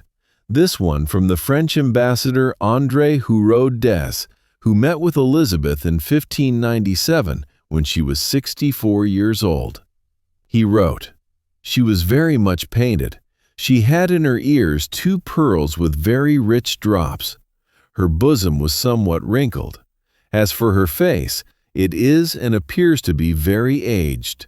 It is long and thin, and her teeth are very yellow and unequal. Many of them are missing so that one cannot understand her easily when she speaks." Think about that description. This is a foreign ambassador being diplomatic, and even he can't hide his shock at her appearance. The makeup is so thick, he describes her as painted like a doll. Her chest, which would have been exposed in the low necklines of the era, shows her real age with wrinkled skin. Her teeth are yellow, missing, making her hard to understand. This is the woman who 40 years earlier had been described as attractive, graceful, commanding. Lead poisoning had destroyed her.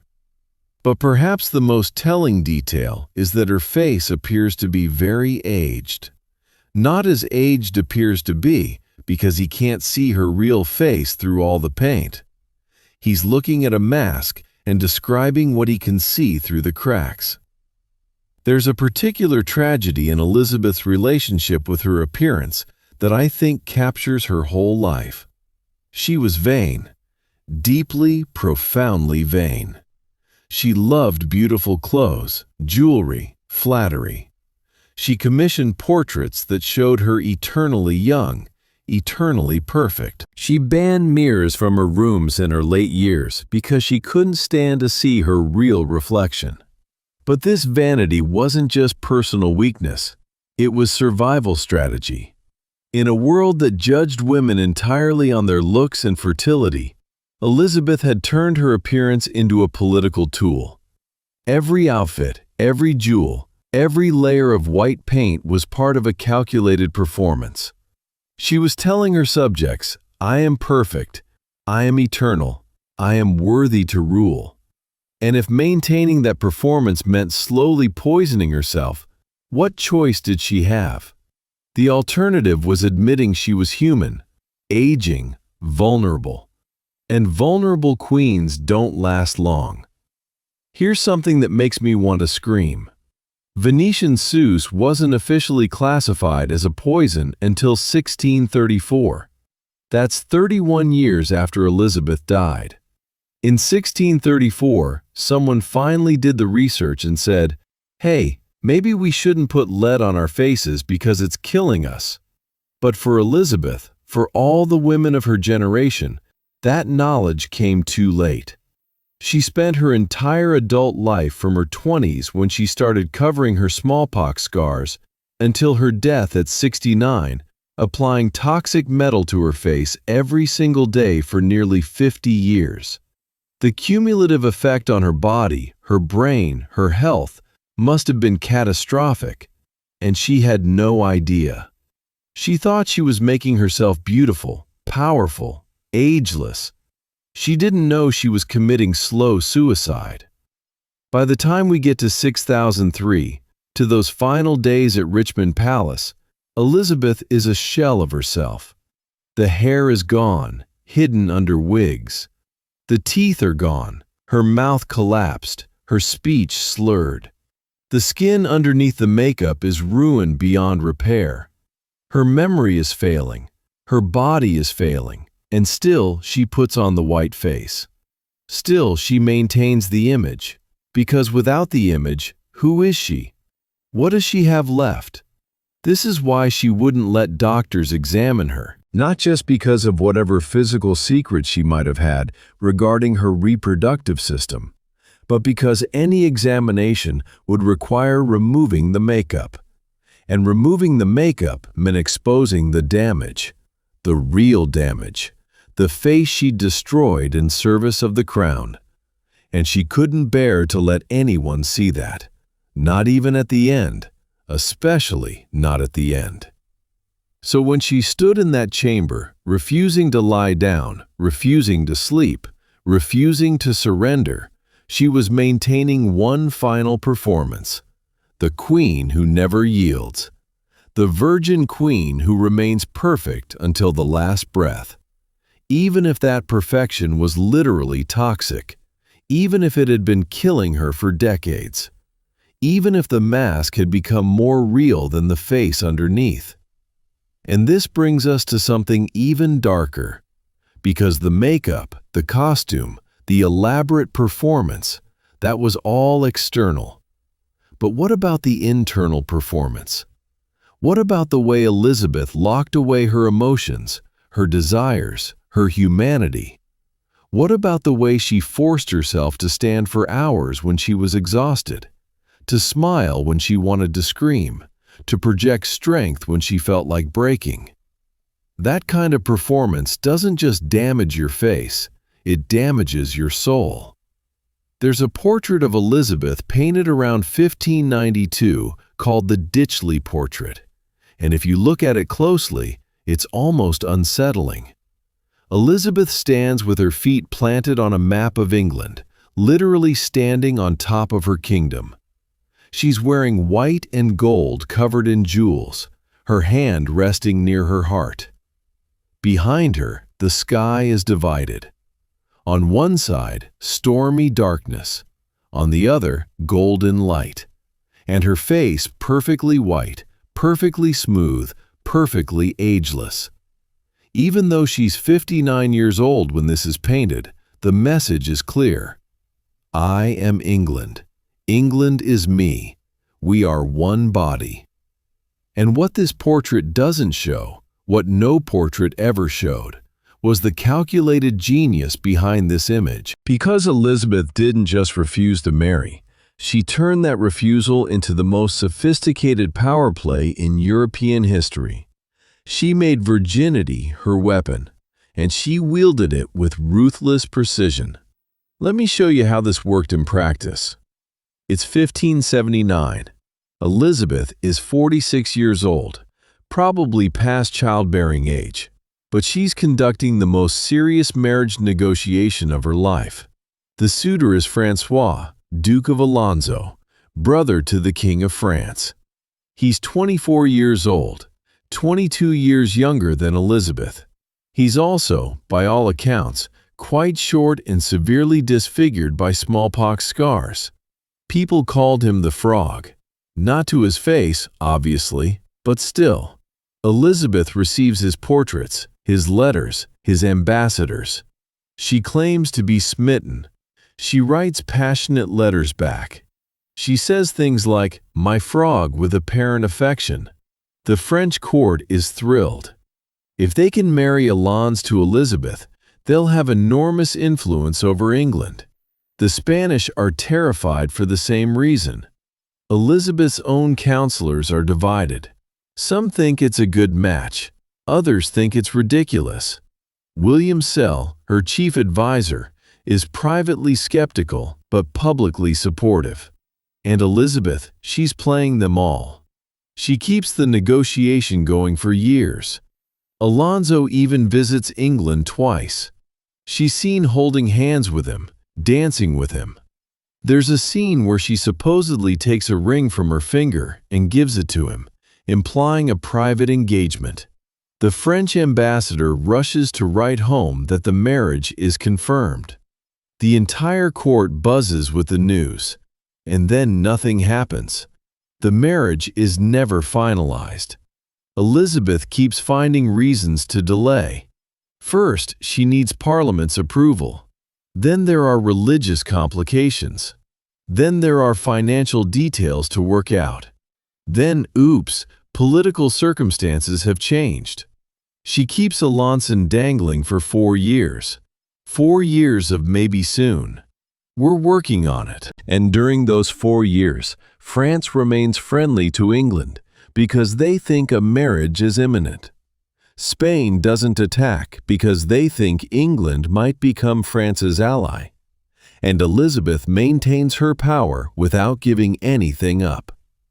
When Alençon finally realizes he's being played and leaves England for good in 1582, Elizabeth allegedly cries. She writes him sad letters. She calls him her dearest love. Is she genuinely emotional, or is this the final performance making sure he doesn't leave angry and turn France against her? We'll never know. But what we do know is that by the time Alençon dies in 1584, at only 29 years old, Elizabeth has successfully used this romance to keep France as an ally for years, without sacrificing an ounce of her independence. This is what I mean by weaponized virginity. Elizabeth understood something profound. As long as marriage was theoretically possible, she had leverage. Every eligible bachelor in Europe was a potential alliance. Every negotiation was a way to buy time, extract concessions, play rivals against each other. The moment she actually married someone, that leverage disappeared. She'd be locked into one alliance, alienate everyone else, and worst of all, have to share power with her husband. So she pioneered a new strategy, perpetual availability. She was always considering marriage, always negotiating, always dangling the possibility, but never, ever delivering. It was brilliant. It was manipulative. And it kept her in power for 44 years. But here's where it gets psychologically complex. Elizabeth didn't just use this strategy with foreign princes. She used it with her own courtiers, specifically with the men she kept close, her favorites. These weren't just advisors or friends. They were carefully managed sources of emotional fulfillment that never crossed into real intimacy. They were safe love, controlled love, love that couldn't destroy her.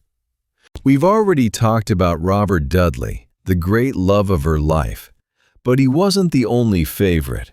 There was Christopher Hatton, who Elizabeth nicknamed Lids for reasons history doesn't record. She made him Lord Chancellor, even though he had no legal training, purely because she enjoyed his company. He was supposedly so devoted to her that he never married, spending his entire life in her service. When he was ill, Elizabeth visited him personally. When he died in 1591, she grieved genuinely. Then there was Sir Walter Raleigh. Oh, Walter Raleigh.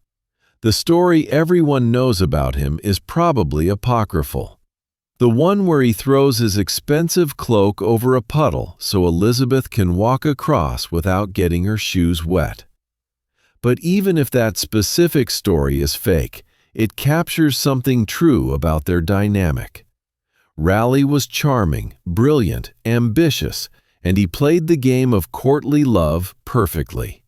He wrote poetry to Elizabeth, comparing her to the moon goddess Diana. He called her Cynthia.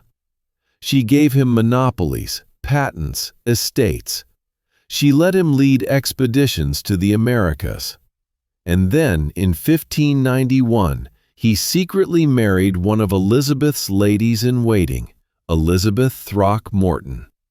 When the Queen found out, she was furious. She threw both of them in the Tower of London. Why? Because Raleigh was supposed to be devoted only to her. His marriage was a betrayal, not of romantic feelings necessarily, but of the performance. He was supposed to play his role as the devoted courtier, and instead he'd chosen a real relationship with a real woman. Elizabeth released them eventually, but Raleigh was banished from court for years. The message was clear. You can love me or you can love someone else, but you can't do both. And then there was Robert Devo, the Earl of Essex. This one ended in blood, and it shows the dark side of Elizabeth's favorite system. Essex was young, handsome, charismatic, and the stepson of Robert Dudley, so there was already a connection there. Elizabeth was in her 50s when she first took notice of him. He was in his early 20s. The age gap was enormous, but Elizabeth adored him. She gave him titles, money, military commands. She let him get away with behavior that would have gotten anyone else executed. Essex, for his part, seemed to genuinely care for Elizabeth, but he was also ambitious, hot-tempered, and increasingly frustrated by his position. See, being Elizabeth's favorite was a golden cage. Yes, you got wealth and status, but you were also constantly on display, constantly performing devotion, constantly dancing attendance on a woman who would never actually be yours. And if you tried to have a life outside that dynamic, if you married, if you built independent power, if you stopped playing your role, she'd crush you. In 1598, during a council meeting, Essex and Elizabeth had a massive argument about who should be appointed to lead forces in Ireland. It got heated, and at some point, Essex did the unthinkable. He turned his back on the Queen. This was a massive insult. You never turn your back on the monarch. Elizabeth slapped him across the face, and Essex, probably shocked, definitely furious, put his hand on his sword. He didn't draw it, but the gesture was enough. You don't threaten violence against the Queen. The room went dead silent. Everyone expected Essex to be arrested immediately. But Elizabeth remarkably let it go. She still cared for him too much. She sent him to Ireland anyway, to lead the campaign against rebellion there. Essex botched the campaign completely. Instead of fighting, he negotiated an unauthorized truce with the rebel leader. Then he abandoned his post and rode back to England with a small group of supporters. He burst into Elizabeth's private chambers at Nonsuch Palace early one morning before she was dressed, before her wig was on, before her makeup was applied. He saw her real face, her real aging, damaged face. Can you imagine that moment? Elizabeth, who'd spent decades controlling her image, suddenly exposed, standing there in her dressing gown, probably nearly bald, her skin showing its real damage, no white paint, no jewels, no costume. And Essex, young, handsome Essex. Seeing her like that, the humiliation must have been excruciating. Elizabeth recovered quickly. She greeted him calmly, told him to change his muddy clothes, even seemed pleased to see him at first. But that image of her real face, her vulnerability, her age, must have haunted her. And Essex had crossed a line. Not just by abandoning his command, not just by bursting to her chambers unannounced, but by seeing her without the mask. Over the next months, their relationship deteriorated. Elizabeth put Essex under house arrest. He grew increasingly paranoid, increasingly desperate. On February 8, 601, he attempted a rebellion, a pathetic, half-hearted attempt to seize the court and force Elizabeth to remove his enemies from power. It failed within hours.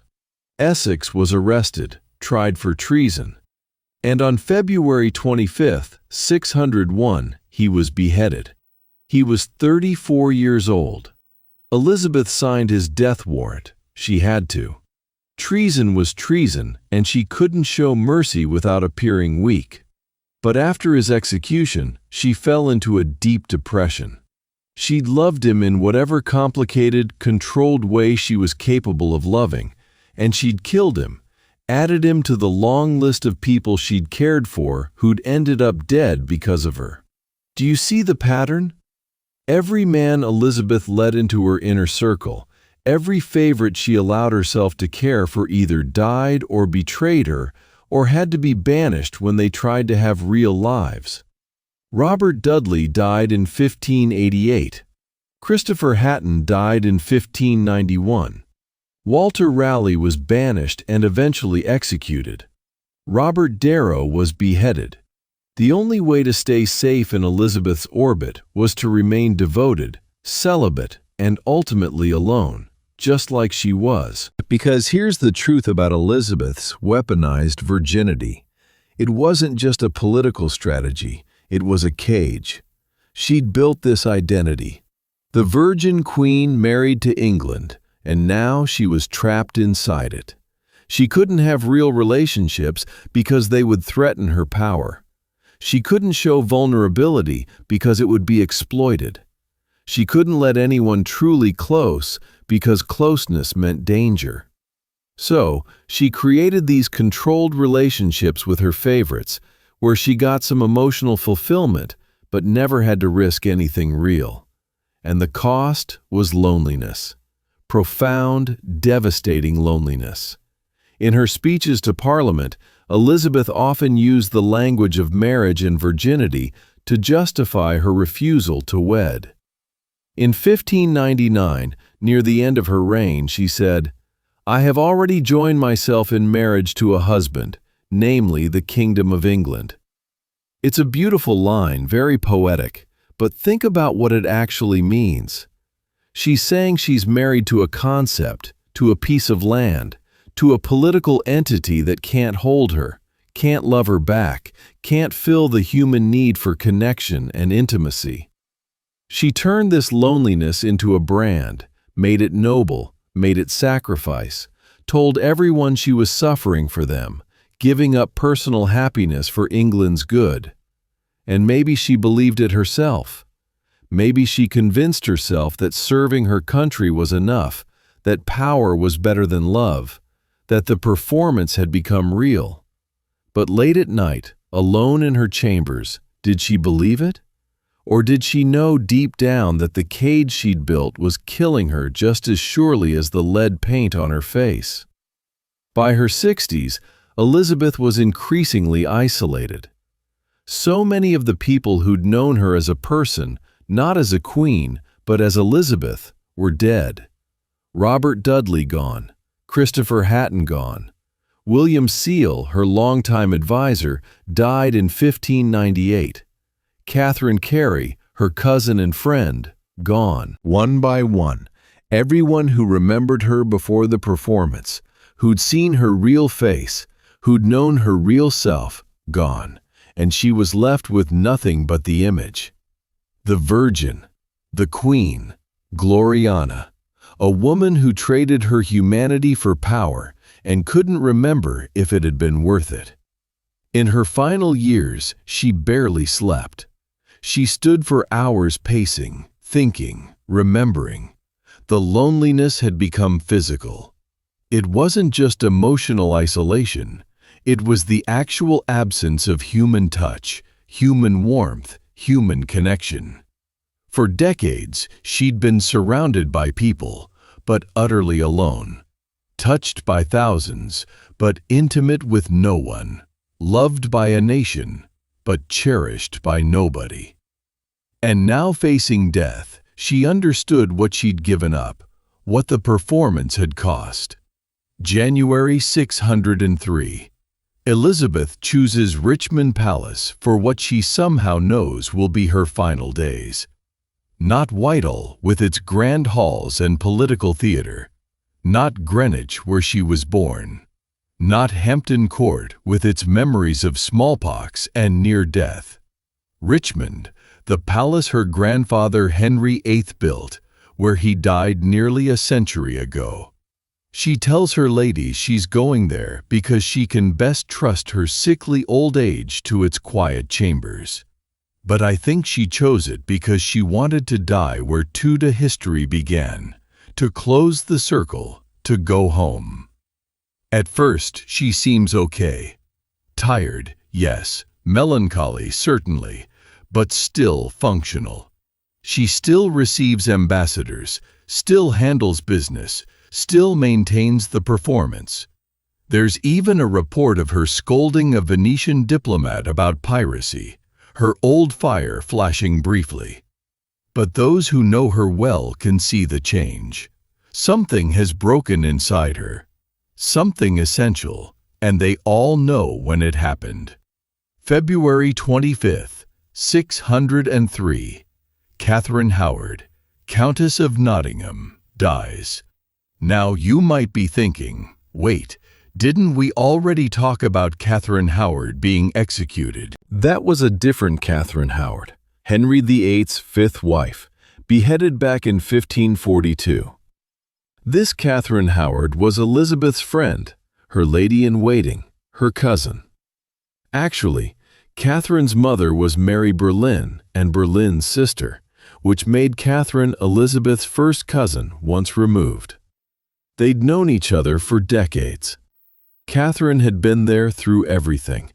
The dangerous years under Mary, the triumph of Elizabeth's coronation, the heartbreak of Robert Dudley, the execution of Essex, everything. And now she was gone. Elizabeth's grief was immediate and overwhelming. She shut herself in her rooms. She refused to see people. She stopped eating properly. Her attendants whispered that this was different from her usual moods. This wasn't political depression or calculated melancholy. This was real grief, raw and uncontrolled. And Elizabeth, who'd spent her entire life controlling everything, couldn't control this. But here's what makes Catherine's death especially devastating. There's a story, probably apocryphal, but it circulated widely, that on her deathbed, Catherine finally confessed something to Elizabeth. Years ago, when the Earl of Essex was condemned to death, he'd allegedly sent Elizabeth a ring, a specific ring she'd once given him, with the promise that if he ever returned it, she'd pardon him no matter what he'd done. But the ring never reached Elizabeth. According to the story, Essex gave it to Catherine's husband, the Earl of Nottingham, to deliver. And Nottingham, who hated Essex, never gave it to the Queen. He pocketed it. Let Essex die. And Catherine had known about it all along, but only confessed as she was dying. Now, historians debate whether this story is true. There's no solid evidence for it. But what matters is that Elizabeth might have believed it.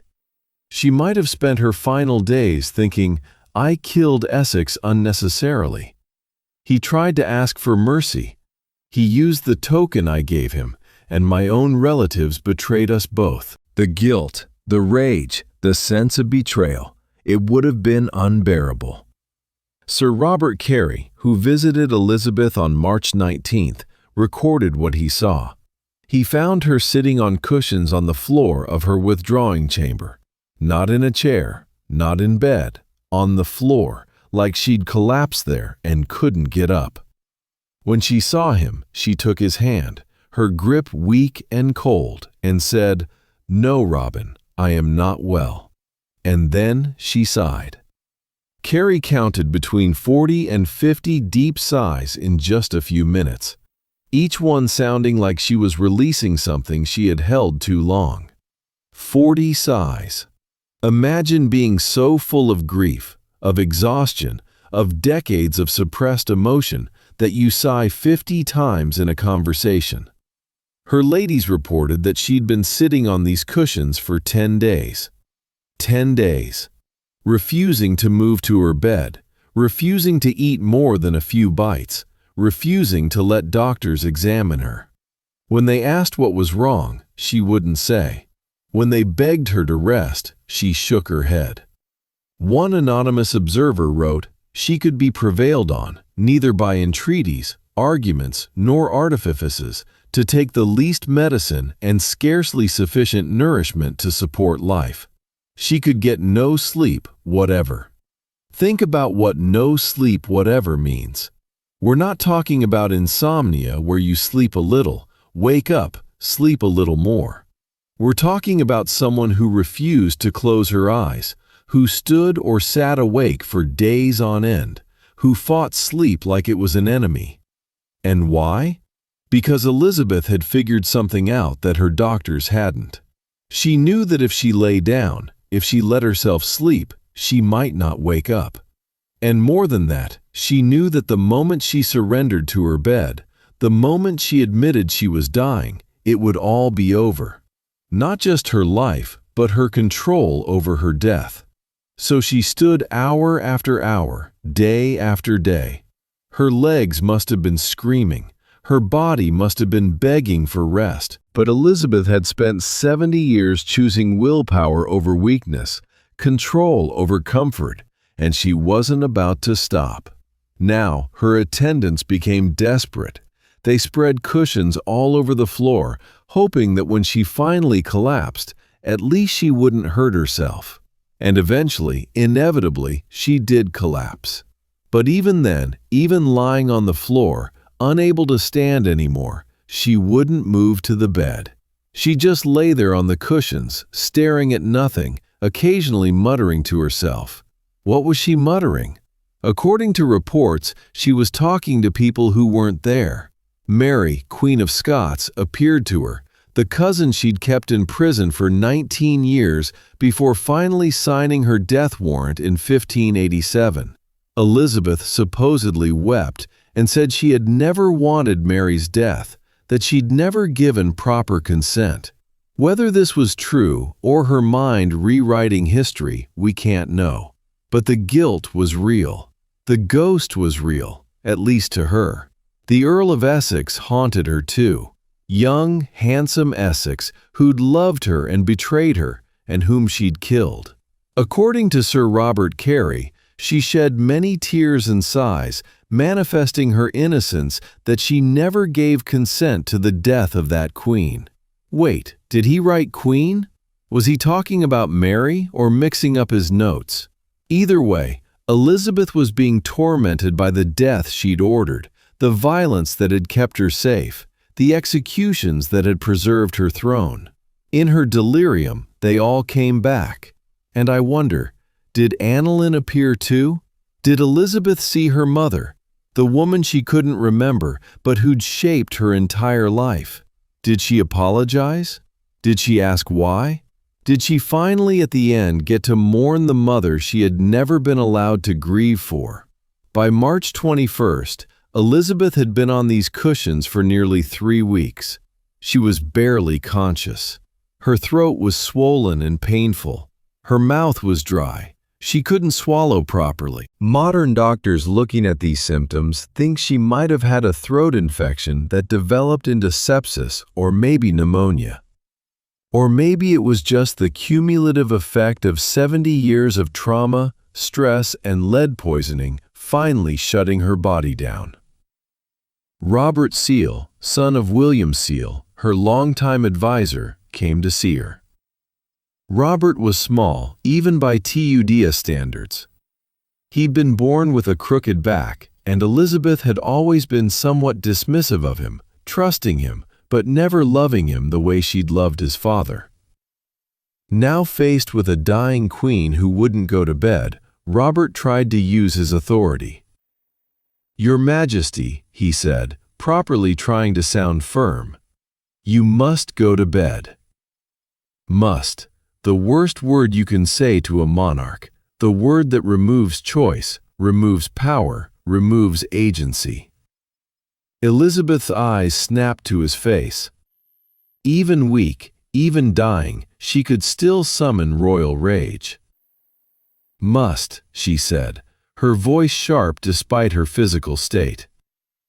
"Must is not a word to use to Prince's little man.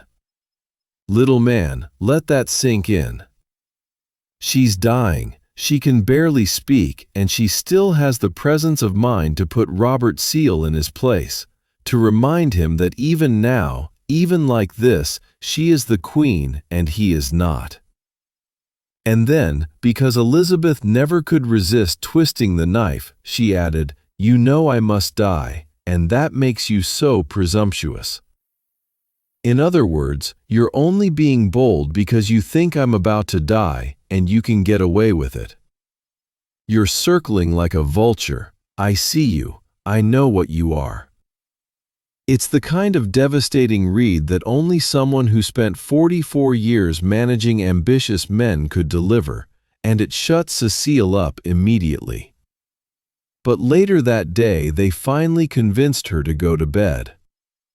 It took Charles Howard, Earl of Nottingham, Catherine's widower, the man who'd possibly betrayed Essex, using what by fair means, what by force, according to Parr's account.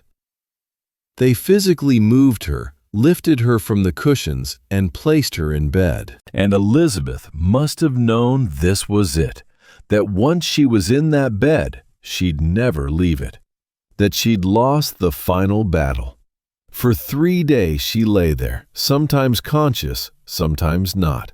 Archbishop Whitgift, an old man himself now, came to pray with her. He knelt by her bedside and prayed for hours.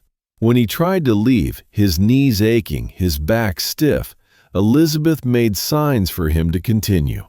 She couldn't speak anymore, but she held his hand and squeezed it when he spoke of heaven, of rewards, of peace. She needed to hear it, needed to believe that something waited for her beyond this life, because this life had given her power, but taken everything else. Her counselors gathered on March 23rd. They needed to know who Elizabeth wanted as her successor, the question that had haunted her entire reign, that she'd refused to answer for 44 years, now had to be resolved. James V, 6th of Scotland, Mary, Queen of Scots' son, the child of the woman Elizabeth had executed, was the logical choice. But would Elizabeth choose the son of her enemy? They asked her. She couldn't speak, but when they mentioned James's name, she raised her hand to her head, made a circular motion, a crown. She was indicating that yes, James should be king. After everything, after killing his mother, after decades of refusing to name an heir, Elizabeth gave the throne to Mary's son. The irony is almost unbearable. On March 24, 603, between 2 and 3 in the morning, Queen Elizabeth I died. The official account says she passed mildly like a lamb, easily like a ripe apple from a tree, peaceful, gentle, easy. But was it? Or is that just what they told themselves? Because the truth, the real truth, is that Elizabeth died alone. Yes, there were people in the room, but she was fundamentally, absolutely alone. She'd spent 70 years building walls so high that no one could reach her. And at the end, those walls were all she had. She died holding Robert Dudley's last letter, the letter he had written to her in 1588, 15 years earlier. She had kept it in a small box beside her bed all those years, and in her final hours, someone, maybe Elizabeth herself, placed it in her hand. His last letter she'd written on it. The man she loved, the man she couldn't have, the life she couldn't live, right there with her at the end. And I can't help but wonder what she thought about in those final moments. Did she regret her choices? Did she wish she had married Robert? Scandal be damned. Did she think about what it might have been like to have children, to have grandchildren, to have someone who loved her as a person and not as a queen? Or did she feel satisfied, triumphant even. She'd done what no woman had ever done before. She'd ruled alone. She'd kept England safe. She'd built an empire and a legend. She'd sacrificed everything personal for something larger than herself. Maybe in those last moments she thought both things were true. That she'd made the right choice and paid too high a price. That she'd won and lost simultaneously. That she'd become Gloriana but buried Elizabeth.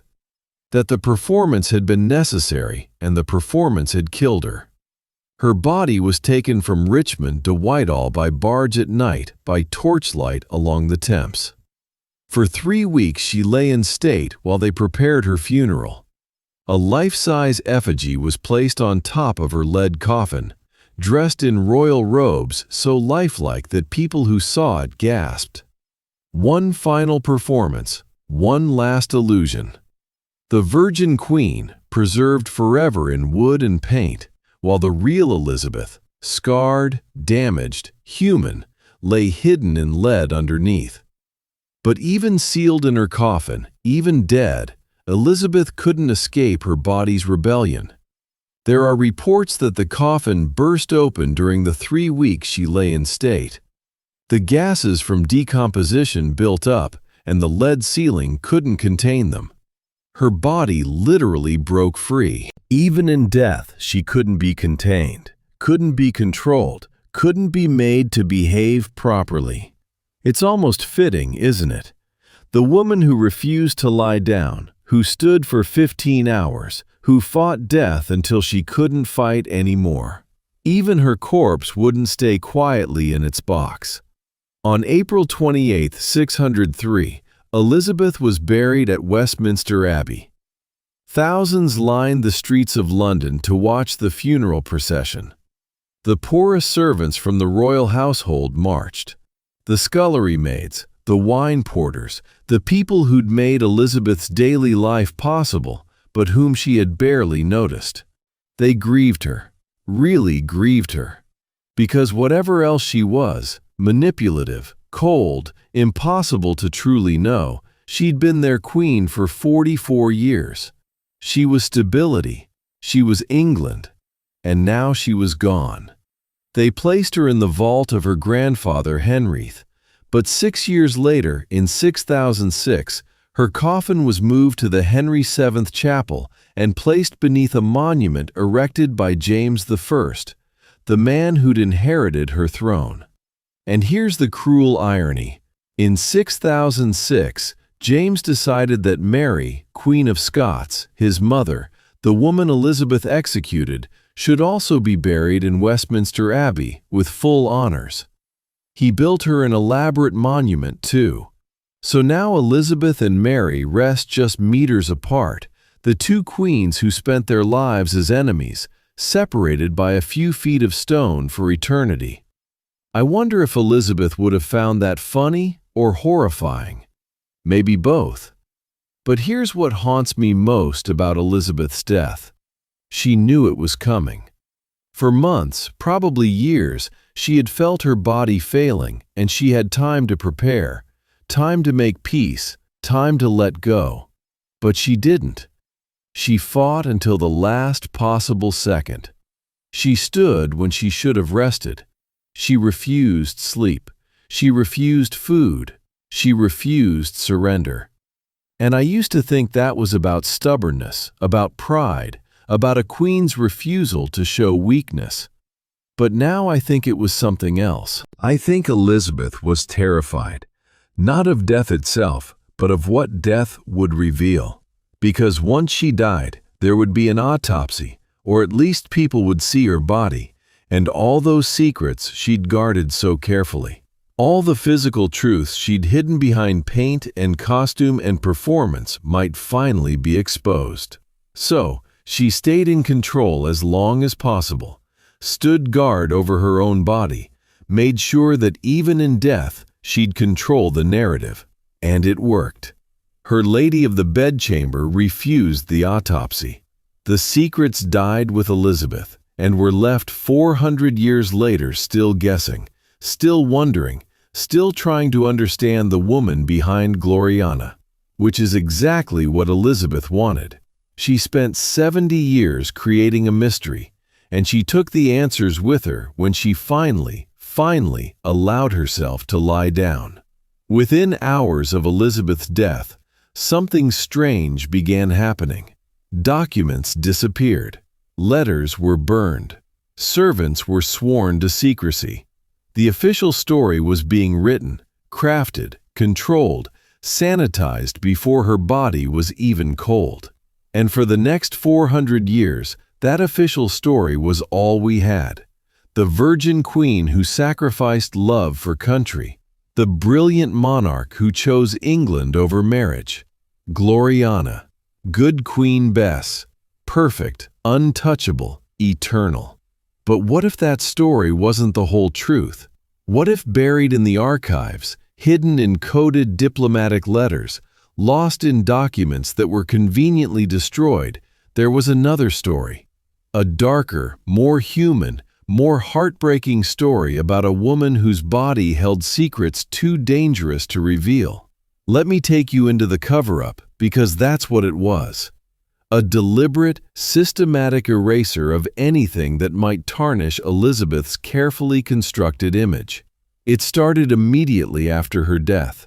Her Lady of the Bedchamber, we don't even know her name.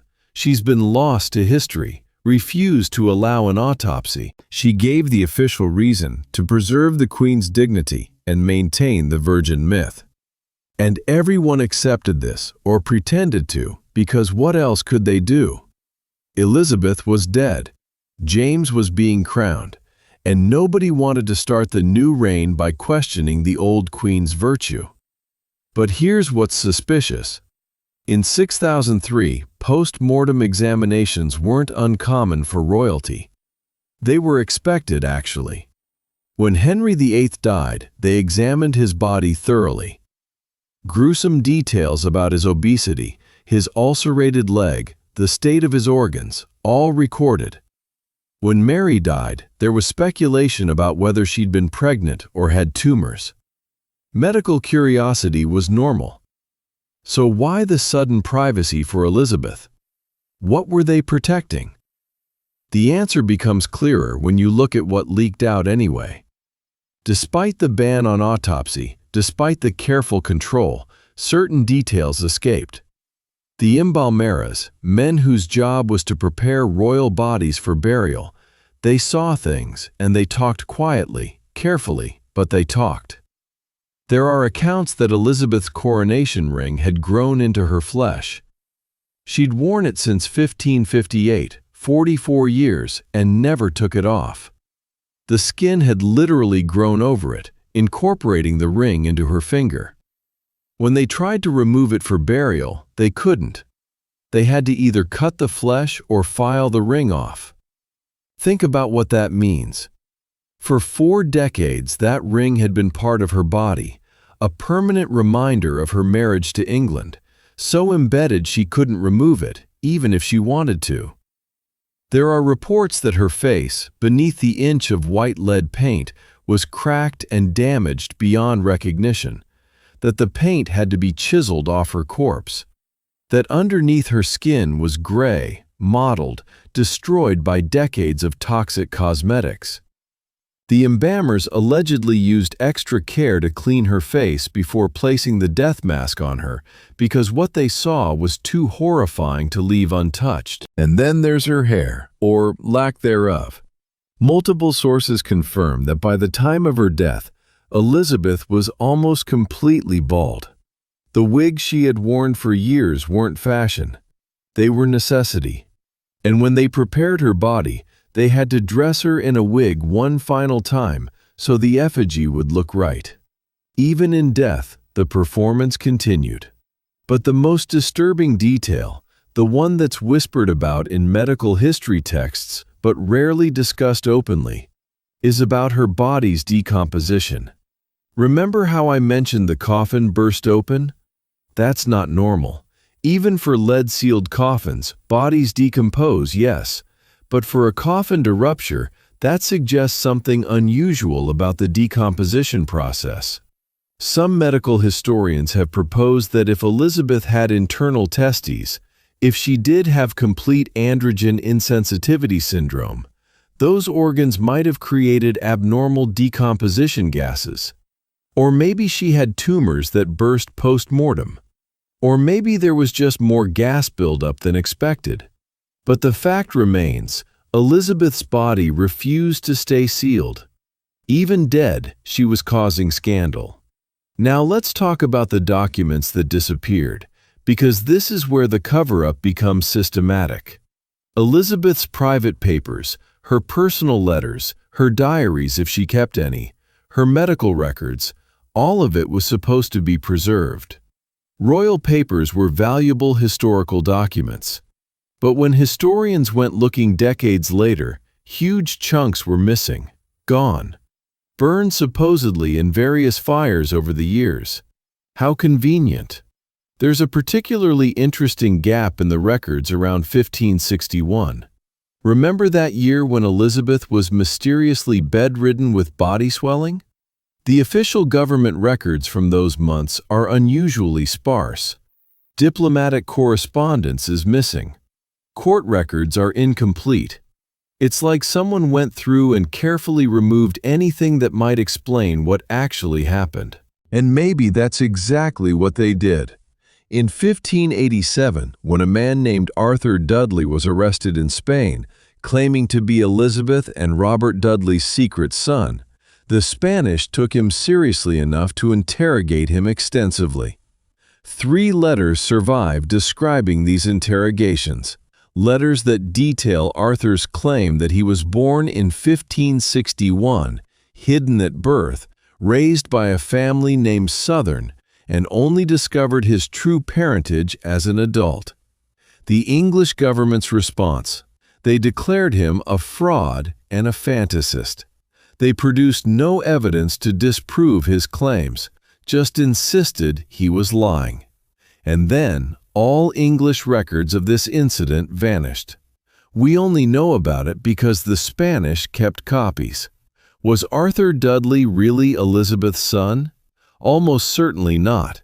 But the fact that the English government went to such lengths to erase all mention of him suggests they were nervous about something. Maybe not about Arthur specifically, but about the larger question his existence raised. Was Elizabeth physically capable of having children? And if not, why not? Here's another mysterious disappearance. In the 1570s, a French ambassador wrote detailed reports about his negotiations with Elizabeth regarding the Alonso marriage. He mentioned cryptically that there were physical impediments that made the marriage unlikely to succeed. These reports were kept in the French archives, but in the 1600s, someone requested access to these specific documents, and shortly after they went missing, just those documents. The rest of the ambassador's report survived, but the ones detailing Elizabeth's physical condition, gone, stolen, destroyed, hidden, we don't know, but gone. And then there's the suppression of medical theories. Remember Dr. Robert Berman's 1985 paper proposing that Elizabeth might have had Kais? The academic response wasn't just skeptical, it was hostile. He was accused of being sensationalist, of disrespecting Elizabeth's memory, of engaging in tabloid history. The paper was published in Medical Hypothesis, a journal that specialized in controversial theories, but mainstream historians largely refused to engage with it. Why? Because even 400 years later, we're still protecting Elizabeth's image, still treating certain questions as too dangerous to ask. But in 2008, something changed. The National Archives in London announced they'd found a document that had been lost for centuries. The original coroner's report from Amy Robsart's death in 1560. This was huge. For 450 years, historians had been debating whether Amy was murdered, and suddenly we had the actual medical evidence.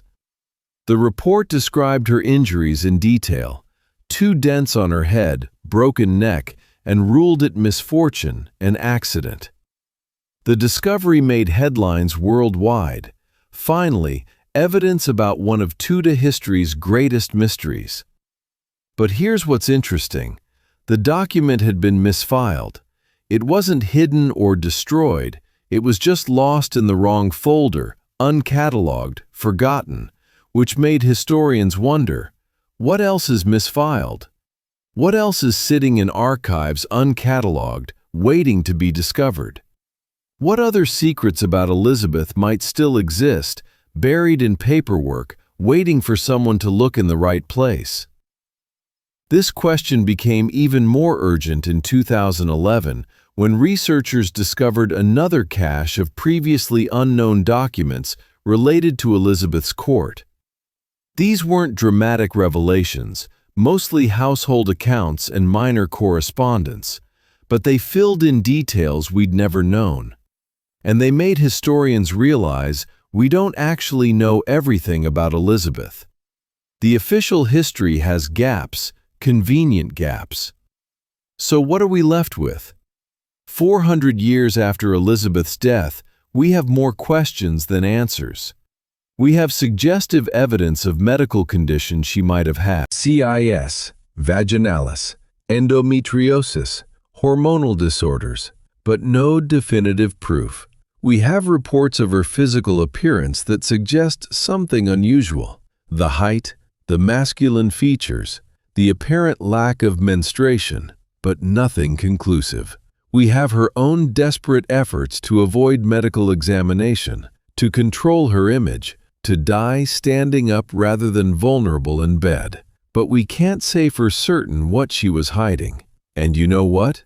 Maybe that's how it should be. Maybe Elizabeth earned the right to take her secrets to the grave. She spent 70 years being scrutinized, speculated about, having every aspect of her body and her choices dissected by ambassadors and counselors and historians. Maybe in death she deserves privacy. Maybe the mystery is the point. But here's why I think the truth matters. Not to satisfy morbid curiosity or to tear down a legend, but because Elizabeth's story, the real story with all its pain and compromise and secrets, is more powerful than the myth. The myth tells us she was perfect, that she chose loneliness freely, that her virginity was noble sacrifice. And that's inspiring, sure, but it's also inhuman. It makes Elizabeth into an icon instead of a person. The truth, or what we can piece together of it, tells us something different. It tells us about a woman dealt an impossible hand. Maybe she had a physical condition that made marriage impossible. Maybe she was traumatized by childhood abuse and couldn't bear intimacy. Maybe she was just playing political chess at the highest level, probably all three. And instead of breaking under that pressure, instead of giving up or being crushed, she found a way to survive. She turned weakness into strength. She weaponized her virginity. She created performance so compelling that we're still talking about it 400 years later. That's not less inspiring than the myth.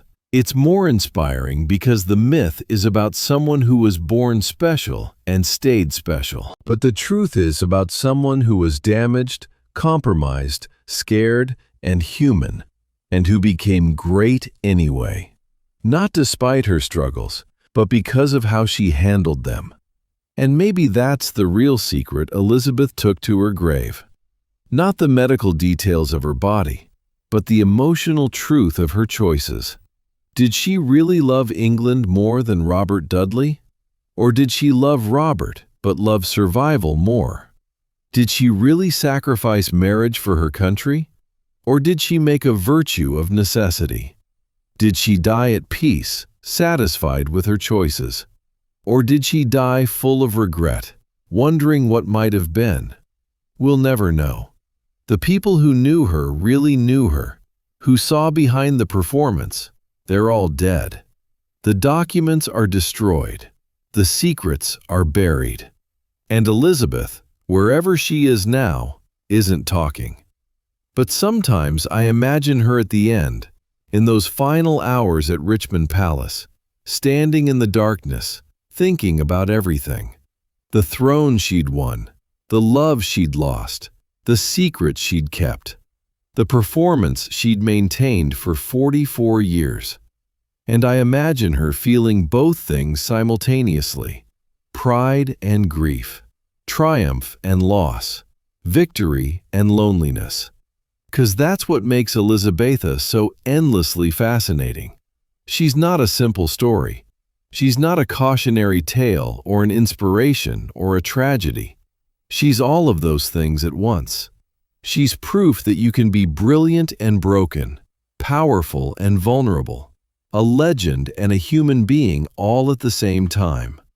As we sit here 400 years later, still trying to understand her, still arguing about whether she was a medical curiosity or a political genius or a traumatized survivor or all three, maybe that's her final victory. She wanted to control her story. She wanted to remain mysterious. She wanted us to remember Gloriana, not Elizabeth.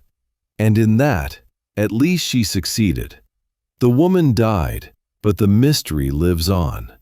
So, here we are at the end of Elizabeth's story. And if you're still with me, if you've journeyed through all 70 years of her life, through the trauma and the triumph, the secrets and the scandals, thank you. Thank you for caring about this complicated, contradictory, fascinating woman who's been dead for over 4 centuries, but whose story still has the power to move us. Let me tell you what happened after Elizabeth died, because her story doesn't really end at Richmond Palace in 6003. It continues in how we remember her, how we interpret her, how her choices echo through history. James V, 6th of Scotland, became James I of England, uniting the crowns peacefully for the first time. No civil war, no bloodshed.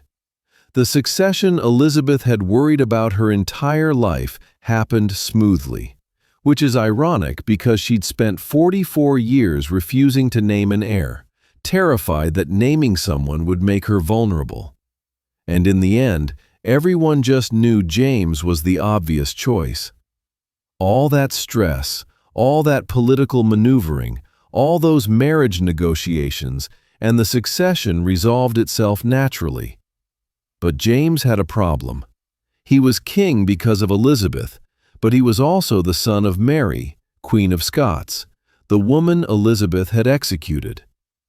How do you honor your predecessor when your predecessor killed your mother? James's solution was brilliant. He built monuments to both of them. Elizabeth got her elaborate tomb in Westminster Abbey, but so did Mary. He honored them equally, these two queens who'd been enemies in life. And maybe that was the kindest thing he could do. Acknowledge that they were both complicated, both flawed, both human. The Elizabethan era became legendary almost immediately. Within decades, people were looking back at her reign as England's golden age.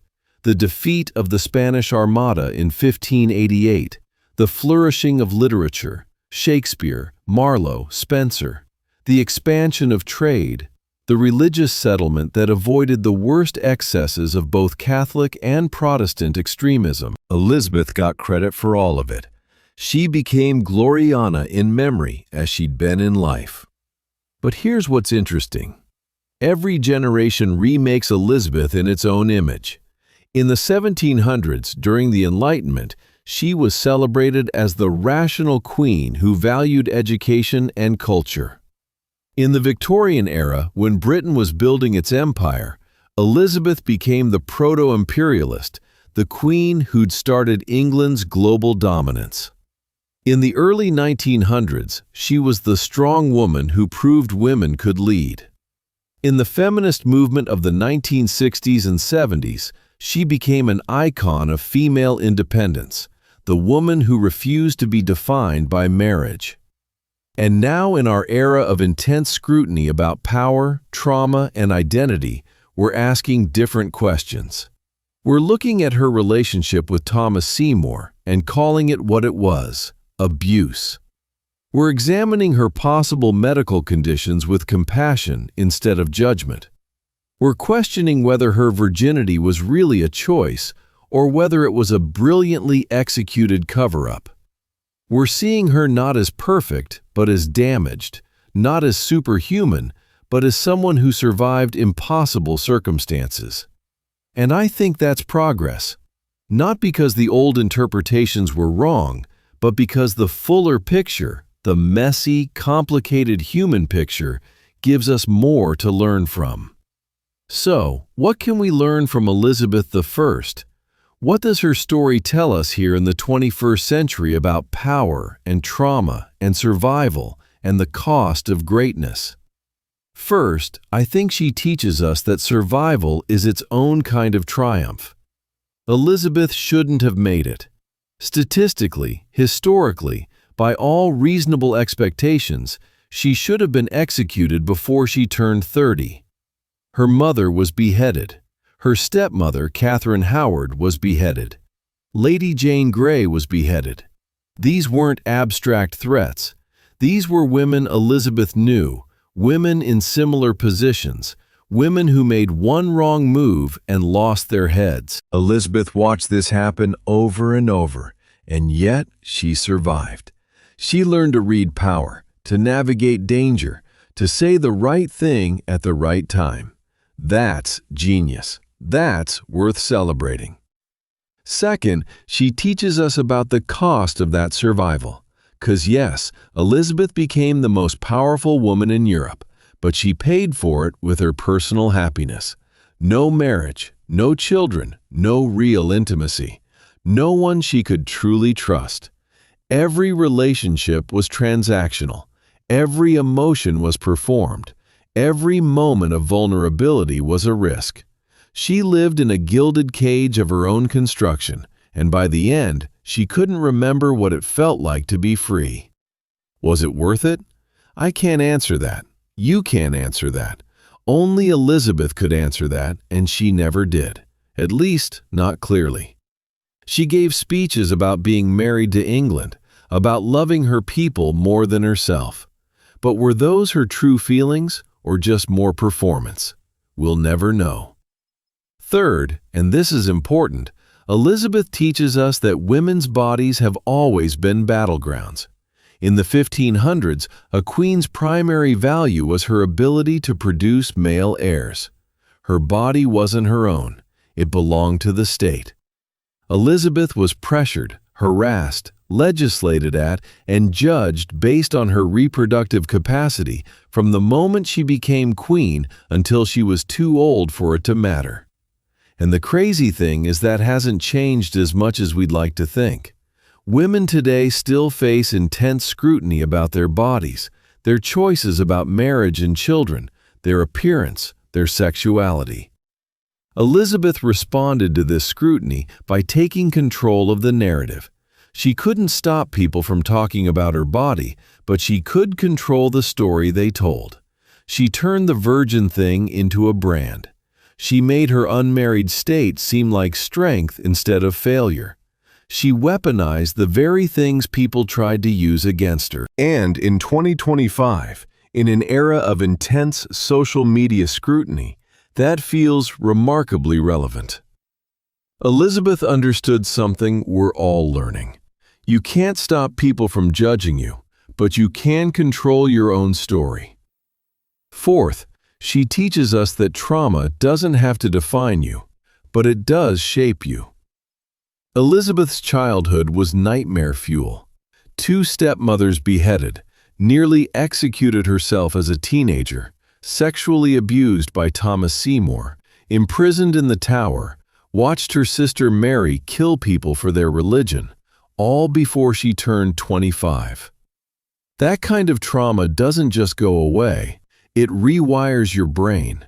It changes how you see the world, how you trust people, how you connect. Elizabeth never got therapy. Therapy didn't exist. She never processed her trauma in any healthy way. Instead, she built walls, emotional walls, Physical walls. Walls made of white paint and elaborate costumes and political maneuvering. Those walls kept her safe, but they also kept her isolated. And I think there's a lesson there about the difference between surviving trauma and healing from it. Elizabeth survived brilliantly, but did she heal? I don't think so. And her loneliness at the end was the price of that survival strategy. Fifth, and this might be the most important thing, Elizabeth teaches us that nobody is just one thing. She's not the heroic virgin queen, or the tragic lonely woman, or the political genius, or the medical curiosity. She's all of those things. She's contradictory, she's complex, she contains multitudes, and that's okay. That's human. We want our historical figures to be simple. We want clear heroes and villains, clear lessons, clear morals. But Elizabeth refuses to be simple. She was brilliant and vain, strong and insecure, generous and cruel, independent and desperate for approval. She made extraordinary choices and paid extraordinary prices. She was magnificent and she was miserable. Both things are true, and maybe, just maybe, that's the most powerful lesson of all. That you can be complicated, that you can be damaged and brilliant simultaneously. That surviving terrible things doesn't make you perfect, but it does make you strong. That you can make choices you're proud of and still wonder what might have been. That you can be powerful and lonely, successful and sad, legendary and human. As I think about Elizabeth standing in that chamber at Richmond Palace in March, refusing to lie down, refusing to surrender, I don't see it as stubbornness anymore. I see it as a woman who'd spent 70 years fighting for control. Control of her body, her image, her story, and couldn't stop fighting even when the fight was over. I see exhaustion, I see fear, but I also see dignity. She was going to die on her own terms, in her own time, in her own way. And she did. When she finally lay down on March 21st, when she finally let go, maybe it felt like relief. Maybe after 70 years of standing guard over herself, over her secrets, over her kingdom, she could finally rest. Maybe in those last 3 days in bed, drifting between consciousness and dreams, she found some kind of peace. I hope she did. I hope in those final moments she wasn't Gloriana or the Virgin Queen or Elizabeth I. I hope she was just Elizabeth, just a woman, just a person who'd lived and loved and suffered and survived. And I hope that was enough. Her death was recorded as peaceful, mildly like a lamb, easily like a ripe apple from a tree. And you know what? I choose to believe that. Not because I know it's true, but because after everything Elizabeth went through, after 70 years of fear and performance and loneliness, she deserved a peaceful death. She deserved to slip away quietly, holding the letter from the man she loved, knowing that she'd done what she set out to do. She'd survived. She'd ruled. She'd won. And now, more than 400 years later, we remember her. Not perfectly, not simply, but we remember. Her face, or at least the white-painted version of it, is one of the most recognizable in history. Her story is still being told, reinterpreted, debated. She's been portrayed in hundreds of films, TV shows, books, plays. Every generation finds something new in her story, something that speaks to their particular moment. For us, in 2025, Elizabeth speaks to questions about power and vulnerability, about public image and private pain, about the masks we wear and the costs of wearing them. She speaks to anyone who's ever felt like they had to hide their true self to survive. Anyone who's ever chosen safety over intimacy. Anyone who's ever wondered if the person they've become is worth the person they gave up. And maybe that's why her story makes such a good bedtime story. Not because it's comfortable or simple, but because it reminds us that being human is complicated, that we all contain contradictions, that we're all performing in our own ways, trying to present our best selves while hiding the parts we think are broken. Elizabeth just did it on a grander scale with higher stakes for a longer time. So, as you drift off to sleep tonight, I want you to think about something. Elizabeth spent her life creating an image, building a legend, performing perfection, and it worked. She became one of the most famous women in history. But the real Elizabeth, the scared girl who survived childhood trauma, the woman who loved Robert Dudley but couldn't have him, the person who stood for 15 hours because she was too afraid to lie down, that Elizabeth was hidden, buried under white paint and royal robes and 4 centuries of mythology. And I think there's something both sad and beautiful about that. Sad because she never got to be fully seen, fully known, fully herself. But beautiful because even hidden, even buried, even filtered through performance and propaganda and centuries of reinterpretation, she still reaches us. We still feel her. We still recognize something in her story that speaks to our own struggles with image and identity, power and vulnerability, survival and loneliness. So tonight, as you close your eyes, let yourself let go of performance. You don't have to be Gloriana. You don't have to stand when you're exhausted. You don't have to keep secrets or maintain an image or protect yourself from vulnerability. You can just be you. Complicated, contradictory, imperfect you. And that's enough. That's more than enough. Elizabeth couldn't do that. But you can. You can rest. You can sleep.